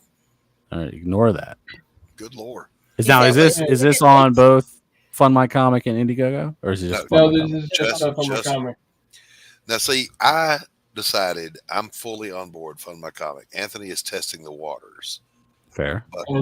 But I've made up my mind. I'm, fucking Indiegogo shadow banned me from sign up, so fuck them. I'm out. Fuck them bitches. Them biatches. But now Anthony said if it makes a certain amount of money or whatever, then he will get it printed in like leather or whatever. Pleather. But it's just printed to look like that. In rich Corinthian leather. I love werewolves. Hey, go back down to that werewolf image. Nice. And Broken. I think Anthony said he's putting some new images in here that weren't in Yes, his he old is. book. Now, What? I haven't even seen a lot of Anthony's artwork, to be honest. I've only seen a few things, maybe a few things from Hunting Alice, which I don't. Has Hunting Alice came out yet? No, but it's getting close. Good. And I know this because I'm helping him with some breakdowns, and we're near the end. Very cool. And just between us and the internet, one of the problems is I got sent a sample of the script, and it'll be in prose 1 minute, then it's like a conversation, and then it says, the character in the red gloves says to the character in the black gloves. I'm like, it's a black and white fucking book. I don't have a clue what. The ramblings of a madman. It's a little bit rambling, so I will, when I get those, I send them back to Anthony. I say, break this down into something I can understand, so I can do these breakdowns for you. So break it down so I can break it down for you. Yeah. Now, do you do full script? Wait. No, No, I just wanted to say, Abby, if you're listening, it's not a slam at you. I know that you've written for television. This is a different animal, and I'm just a dumb penciler, so I need things explained to me very plainly. That's what I'm saying. Derp. Now, what were you saying, Gabe? I'm sorry. I would say, do you prefer to work from a full script, like panel breakdown by the writer, or do you prefer like an outline style? I've worked both ways, and if I can catch the vision of what the writer wants, I don't need a script. He can just tell me what happens in the book, and I'll do it. But I will say that I like working for myself because I can do both. Fair. So I'm the writer, I'm the illustrator. By the way, Mike Barron looked at my trailer and went, "Wow, Doc, that looks great. I've got a noir book I want to do. I'm looking for an artist." Oh. And my sphincter quivered, and he goes, "And I think I found one in this other guy." And I'm like, "Oh, Mike." What you get? It should be nicer to Carol. He said that too. I missed the chance to. Actually, I think I met Mike Barron at a convention, or I met the artist for Nexus. Right. I think it was the artist for Nexus, but Steve Root. Yeah. Steve Root's good people. Who I met, and he was helping me with I think it was either with motion of the characters or the proportions. Nice. But yeah, this is really good. Yeah. Mike Barron is a hell of a nice guy, and he will talk to you as long as he finds the conversation interesting. The moment it becomes uninteresting, he'll just blurt out, "Okay, I gotta go." Oh, yeah, it happens on CG Kings all the time. Yeah. I always like to ask him this question. Carol, what is your favorite Mike Barron title? I have no idea. Oh. Perhaps you liked his Punisher run back in the day. Carol knows nothing. I don't know anything. She I was knows feeding you an answer. I like what you said. But the Punisher run back in the day. So this really looks like a really good comic, and at some point I am going to try to back it. Well, I was going to say this. All right, this is a Western. Graham Nolan had a Western. Aaron Lopresti's doing a Western. Are Westerns a thing again? Are people really getting into these? I would say no, but they're trying to bring it back. Now, I asked that for a specific reason. Excuse me. A Damn Dirty Thing is a noir book, and it is getting far more eager attention than Pariah did. People are, "I love noir. I love this stuff. I love it." Is that a thing? Is like, you think noir is going to catch on? Yeah, I mean, anytime you're targeting a specific genre, I think, like, if you're targeting a specific genre, you have to have a title that fits that genre. And then when people stumble across it and they are noir fans, they're like, "Hey, that's a noir title." I think that benefits a lot more than, having a sort of a generic title that doesn't really fit into your genre and stuff like that. But as it comes to like your niches or your subgenres of comics, I mean, I think there is a big push away from superhero comics because, Agreed. I mean, look at what most people are buying nowadays. It's not Western cape shit comics, right? So you're bring seeing up the anime. rise of indie books being these other genres. So yeah, I think so. Yeah. We were talking. I forget who I was talking to now, but it was my co-host Tanner and I were talking. Both of us have kind of a hankering to do a traditional superhero, guy in a cape, strong guy, who has no hang-ups, who is just simply a good person, and he goes out and he does good things. Yeah. Because that would be a novel book these days. I also think it has something to do with the way we tell stories nowadays, because I would say that would be a more older style of telling a story where there's a good guy and there's a bad guy and they fight. Right. I mean, that's like sort of an older style, but nowadays when we look at storytelling, it's not crystal clear, it's not black and white, it's everything's just shades of gray. You know, your main character has to have a flaw, and that's just sort of been ingrained and everywhere. Listen, Pariah, look, my protagonist is not a hero. She's a bitch. Circumstances made her that way, but she's a bitch. And a noir book is always about a flawed, hard-bitten character. They're never rosy, sunny people. But I think in the superhero genre, it's missing just a nice Mr. Nice Guy superhero. Yeah. Look at a Lazmat. Shield. We got a Lazmat and his Beast Citizen. I don't want to get attacked by a Lazmat for saying Super Duck.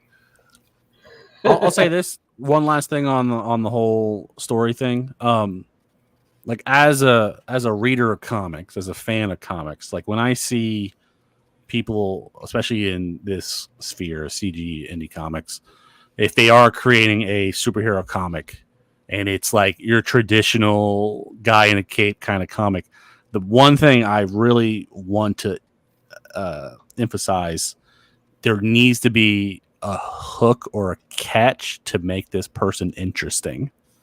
Always. Because like I see a lot of people, it's like, oh, this guy's his name is Super Bob. It's like it's just a guy in a cape, and it's just like, what does he do? He's a good guy, but he has to have a hook. He has to have a great name. He has to have a good, either an origin story, or there has to be something interesting about him. Sure. Or like this guy. Yeah, Rev. I mean, I actually like the title Rev. I think that's a good title. Yeah. Oh, Super Bob. So I created a character years ago. I'm talking about the 90s. I like Super Bob. His name was Apathy. Mr. Apathy. He just don't care. He has all the powers of Superman, but he don't give a fuck. Yeah. He'll use his powers to run and go get some more nachos. That's it. The only way you're going to run across him is if he's hungry and he's trying to get food and you get in the way. It's sort of, is that sort of like a play on the? I mean, you probably did this before this, but wasn't there a superhero movie with Will Smith where it was like a superhero who was like a bum or whatever? Oh yeah, Hancock. Yeah, burned out. He was a burnout. No, this is just Apathy. He just don't give a fuck. He just don't care. I'm superhero. I'll do what I want. Don't get in my way. No costume, no cape, no nothing. He just sits around in his boxers and his wife beater and plays video games in the basement, because who's going to make him not do that? Yeah. But you can see why I didn't develop that, because that's just boring. He would never do anything. Yeah.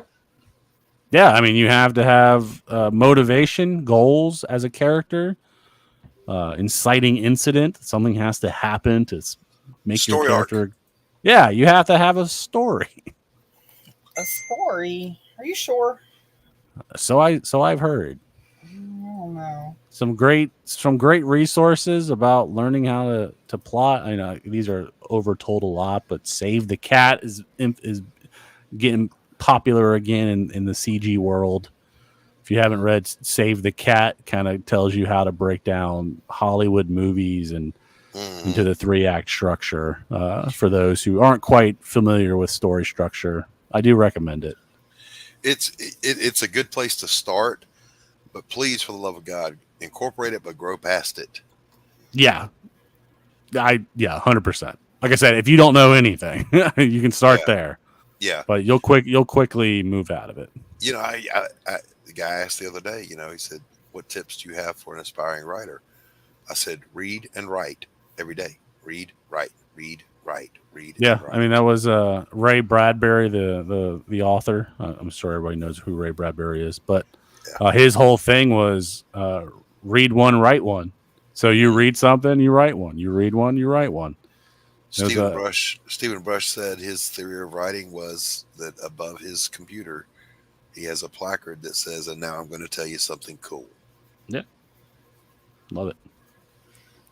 Just tell good stories and tell them well. Jim Shooter, the legend, Yeah. the man most needed right now in mainstream comics. Yeah, editor wise, yeah. Yeah, definitely. give Jim Shooter a big ass stick and a stack of pink slips and send him over to Marvel. Let him clean house. Send him over to DC. Let him clean house, and then things will start to get good again. Yeah, I've been saying that on our Ice Cream Sunday social show, which you can watch every Sunday at 9:30. One of the big issues I think plaguing mainstream right now, I know there's a bunch of SJWs, all that kind of stuff, but is the fact that they have a very, very weak editor in chief. Yes, they need somebody who actually likes comics. Yes. Once and who cares about telling good stories? You know, Jim. What is it? Jim Lee over at DC, is he editor in chief still?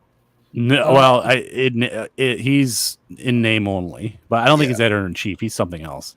Yeah, you know, it's not enough to have experience creating comics. You actually have to care about the comics, the creators, and making a profit and pleasing the fans, not coddling people's agendas. Yeah, piss off with that. I mean, also get Jim Lee out of any management position. Yes, Jim Lee, go just draw Superman. I'm okay with that. I know people are tired of Jim Lee's art. I'm not. Just go draw Jim Lee. Jim Lee's they can a great pay artist. you buku Go dollars. draw. It's fine. Go draw. Yeah, Carol, get an actual solid editor in chief in there. Carol, just fucking color, okay? I'm coloring. Nobody wants to hear your opinions. I'm not being mean to you, Carol. See, I'm the nice one. Jim Lee is one of the best artists I've ever seen. I really like Jim Lee. I know a lot of people have kind of gotten tired of his style because it's been aped so much since the 90s. Yes. Like I sort of understand why people are tired of it, but I love looking at it. And if you guys ever get bored or you're working and you just want background entertainment, Jim Lee used to do these really long draw streams where he would go through his process. Yeah. Fascinating. Great stuff. He'd be like, here's a panel I did, and here's another panel I did. I realized they're just too similar. So I'm gonna redo this entire panel. And it's just it's fascinating watching this guy. He knows layouts. He knows how to make things dynamic. It's fascinating. Which funny thing is, I've learned on how to tell a story from watching his Twitch streams. Yeah, they're great. They're great resources. Like seriously, like if you're an artist, you're trying to make it in the world, you're looking to grow, develop, which every artist should be doing. Spend some time and watch them. They're good. And I think from watching him is like probably one of the biggest reasons why I'm able to do stuff like this. Hell yeah. Hell yeah. It's like I said, it's always interesting when you watch somebody who is just so flipping good perform their craft. Yeah, it's like Eddie Van Halen soloing on 5150.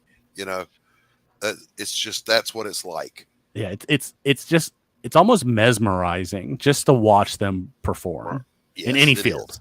It is. Yeah. And you know what, Gabe, you just hit on something very key that I say all the time. Anyone that ever looked at my subscription list on YouTube would wonder, what in the hell?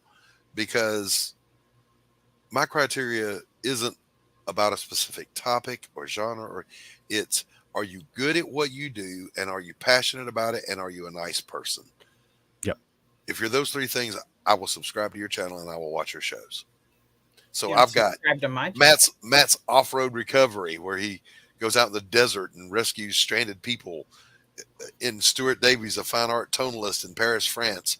You know, Drakenfeld, the naval historian. You're weird. Because these are people who are good at what they do, and they're passionate about it, and they're nice. What if being good at what they do? What if what they do is being mean, and they're really good at it? Well, then it cancels the third criteria of be nice. So you have to reach all three for you to follow. Yeah, yes, Carol. That's why I don't subscribe to you. You see, No. you see. Sorry. I always say for me, it's you have to be interesting. Like I don't mind. Like there's a lot of YouTube content that's centered around being negative. And like I understand, like some of that stuff's interesting to watch. Like, oh, why does I don't know Ninja Turtles suck? You know, like I understand. Like that is most people who are looking for this stuff are looking for people who are trashing, you know, bad mouthing these things. Mm-hmm. But be interesting. Especially if you're bad mouthing and you're not interesting, like I'm not going to watch you. If you're bad mouthing and you're interesting, I'm okay with it. If you're positive and interesting, hey, that's a freaking winning combo. Yeah, and that's what I'm saying. If a person is passionate about what they do and they're good at it, it's going to be interesting. That's why people watch videos of machines making things, because it's fascinating to watch. The machine is good at what it does, and it's, you know, or maybe that's just me. I don't know. No, my favorite YouTube rabbit hole right now are those guys who restore like old tools and like old appliances and all that kind of old crap. I'm all for it. Oh, dude, Chip Channel Restorations, the guy that does the old Tonka toys. Yes. No dialogue. He never speaks. You never see his face. You just see his work. Well edited. You guys watch the clean part.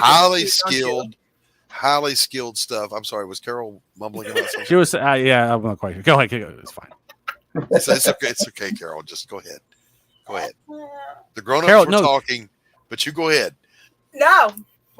Carol, I found the most interesting channel. This guy, he takes really old Hot Wheels cars, and and they're all like dented and broken windshields, and he restores them to like the original Hot Wheels like look. He like matches the color exactly like how they were, you know, made in the whatever. I just saw somebody do that with a Tonka Jeep that had a plow and a That's Chip Channel Restorations. It's all fascinating, and this guy's doing it on Hot Wheels. They're so small. So small. So small. If you guys watch them clean the carpets too. Oh yeah, I've seen that's all been on my YouTube Shorts a lot lately. My wife watches the carpet cleaning guy, and we both watch a channel that's literally called The Boring Channel, and it's a guy cutting grass. What's worse than watching grass grow? Watching grass get cut. And yet, it's endlessly soothing to watch. Okay, so at this point, I wouldn't be surprised if there's a channel for people to watch paint dry. Well, there is, and I have one, Stephen. My fine art painting channel is Christopher Blaylock Fine Art. Be sure you get over there and subscribe. Nope. Not that I've put any content up since I've been over here. I think I gave you a wrench, didn't I? But I literally paint, and when you paint, you have to watch paint dry. We can. Ooh, Steven, you know what we can do? What? We can EFAP one of my videos. Oh. And by EFAP, he means heckle, which I'm all for. Let's do it. Yeah, I'm all for the heckling. My live streams over there are from Facebook Live Paints, and my wife co-hosts them. Oh, that's cool. But some of them are just, I don't remember which one's which. Some of them are just speed painting. I would say you might want to EFAP those. I'll probably be leaving in about 10 or so minutes. I was going to say, I was just going to put a... And it looks like Low Red is doing a live video. Fuck well read. Isn't he got art July? He's going to be at the animation or Comic-Con or whatever. That news? Stephen No? B. Yes. Private chat. Private chat. Gotcha. Read it out. Okay, https://www dot. So we'll exit out of my Photoshop. My headphones are going to explode, guys. I'm out of my blood pressure medicine. I won't have it till tomorrow. Oh no! Wait, what? So if I have a stroke during the night, I already had one. Wait. It messed up. That's true. I hit the bell. I have no idea what The happened. like button. there And we go. for everyone who's watching, you, I hope you do the same. Well, yeah. And by the way, you don't have to do the volume because there's no anything There's no except volume? music. But you do have to back it up to the beginning. Were you watching this already? I Well, think I was. And you can There's even been put you can even speed it up on here. Speed up the view to double speed, and watch the painting just happen. Ooh, look at me, I'm dog. I can paint. now, what size canvas, Doc, do you traditionally use The or prefer? your bread and butter are 16 by 20s. The money makers are the 24 by 36, That's the wrong one. and the big rich is 30 by 40. Nice.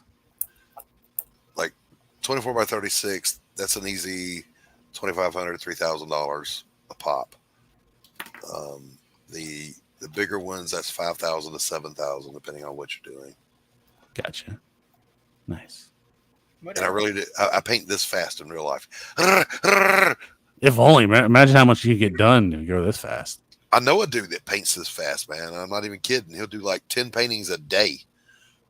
That's, I mean, good one, I assume, right? Well, I mean, they're pretty good. I like them. Yeah, there you go. I don't like him as a person because he's kind of a political lefty asshole. Yeah. But You when got it to comes to- separate the art and the artist. Yeah, exactly. When you separate the art from the artist, I enjoy watching him. I I only do that for some artists, though. Like I'm a hypocrite. I'm like, some people I'm okay with, so other people I'm not. Right? You know, if you don't beat people over the head with it, I don't care what you believe. Yeah, again, just don't be annoying.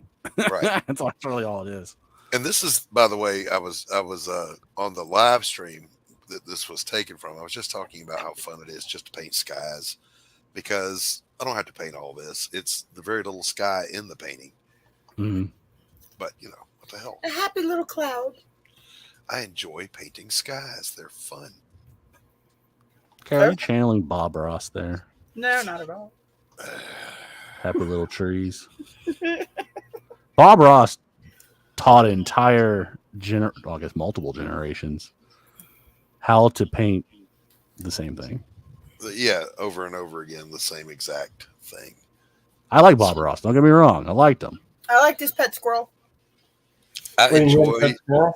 I enjoyed watching his show, and I have really enjoyed watching the guy that taught him, Bill Alexander, paint. But they it's pretty much the same thing over and over again, and it got old. To me, it's like, you know, you go to like the Senior Citizens Center and they're teaching a painting class. Like that would be Bob Ross. Yeah, you know? exactly. That's why Doc likes it. When Like, back in high school, my art teacher, she would sometimes put in a VHS tape of Bob Ross painting. Nice. Feels like home. No, my art teacher actually taught. I mean, he was good. I had a fantastic art teacher. I threw a chair at my art teacher. Which actually, kind of think of it, I don't think I ever seen my art teacher draw anything. Well, my art teacher couldn't draw at all, but he could do everything else. He could sculpt, he could throw clay, you know, he could do photography. But the one thing he could do was teach art. So the art academy that I teach at is named after him, and I didn't name it. But he was just that good of a teacher. And he was all tell, show, do. He'll tell you how to do it. He'll show you how to do it. And then he'll just tell you to do it. Nice. And that's the technique we use. I'll tell you how to do it. I'll show you how to do it. And then you're just going to do it. Yeah. Listen, everything in life should just be that easy, right? Yes. Tell you, show you, you do it now. Yes. Yep. I'll show And it's you. done. Correct. Yeah. Yay! That one that I'm showing was one I finished that morning that had already sold. It was my first palette knife painting in 20 years. Oh, nice. Now, palette knife, that's the Ross method or whatever? Or No, does it? it was originally the first real palette knife painter was like Cezanne. Hmm. He made it famous. And I typically don't do a lot of palette knife painting, but I was challenged. Can you do it? So I did. Oh, nice. Yeah, and, yeah. and as soon as I posted it, it sold. Well, shit. You're like, well, maybe it should make more. Holy cow. Oh, you don't think I didn't? You know, fine art is no different from making a comic book in that sense. You know, if people buy it, I'll make it. The only thing I don't do is commissions. I do not paint commissions. Is it because you is it the what exactly is it about commissions? Is it the fact that what if you can't do it, or No, it's just that I want to paint what I want to paint. okay, that's fair. Yeah. Now, I'll take a commission in the sense someone will say, I would like a seascape with this component and this component in it. Okay, I'll do that for you. But if you hand me a photograph that you took of your beach trip and you want your little kids in there, and no, I'm not doing that. Can you paint my dog? Yeah. Oh my God. I get 100 of those a year, and I have a friend who does them. So I always refer them. And every Christmas, that artist friend sends me a big old gift certificate for Hobby Lobby. Nice. Finder's fee. Mm-hmm. Mm-hmm. Why is watching you paint this so soothing? Painting itself is soothing, Stephen. It really is. If you ever want to take a vacation, come up and stay a few days. I got a guest room. We'll paint the whole time. Don't fall for it. I did, and I can't get out of this fucking Carol, shut up, man. I almost had him. Carol, you could have had a roommate. What are you talking I know about? I could have had a roommate, but then Yeah, no shit. I'd have to fight over one Rice Krispie and have to. You could have ate him if you ambushed him. Wait, just a Rice Krispie that he's gonna give you to you in treat form? No, she gets a handful of Rice Krispies. not all not Rice gruel. Krispies though. Well, that's the fun of it. You have to figure out which one are Rice Krispies. Can you just please give her some Cocoa Pebbles for once? Well, she thinks those are rat turds. I asked for the Fruity Pebbles. She's like, why are they wet? It just doesn't make sense. I want Fruity Pebbles. She said, I want Fruity Pebbles. I gave her mold. Oh, poor Carol. Poor Carol. Carol, don't worry. If I ended up in the basement, I'll break us out of there. Okay. Oh shit. Many Well, have tried. don't let him in now. Many have tried. None have succeeded. Never It's a get challenge. out of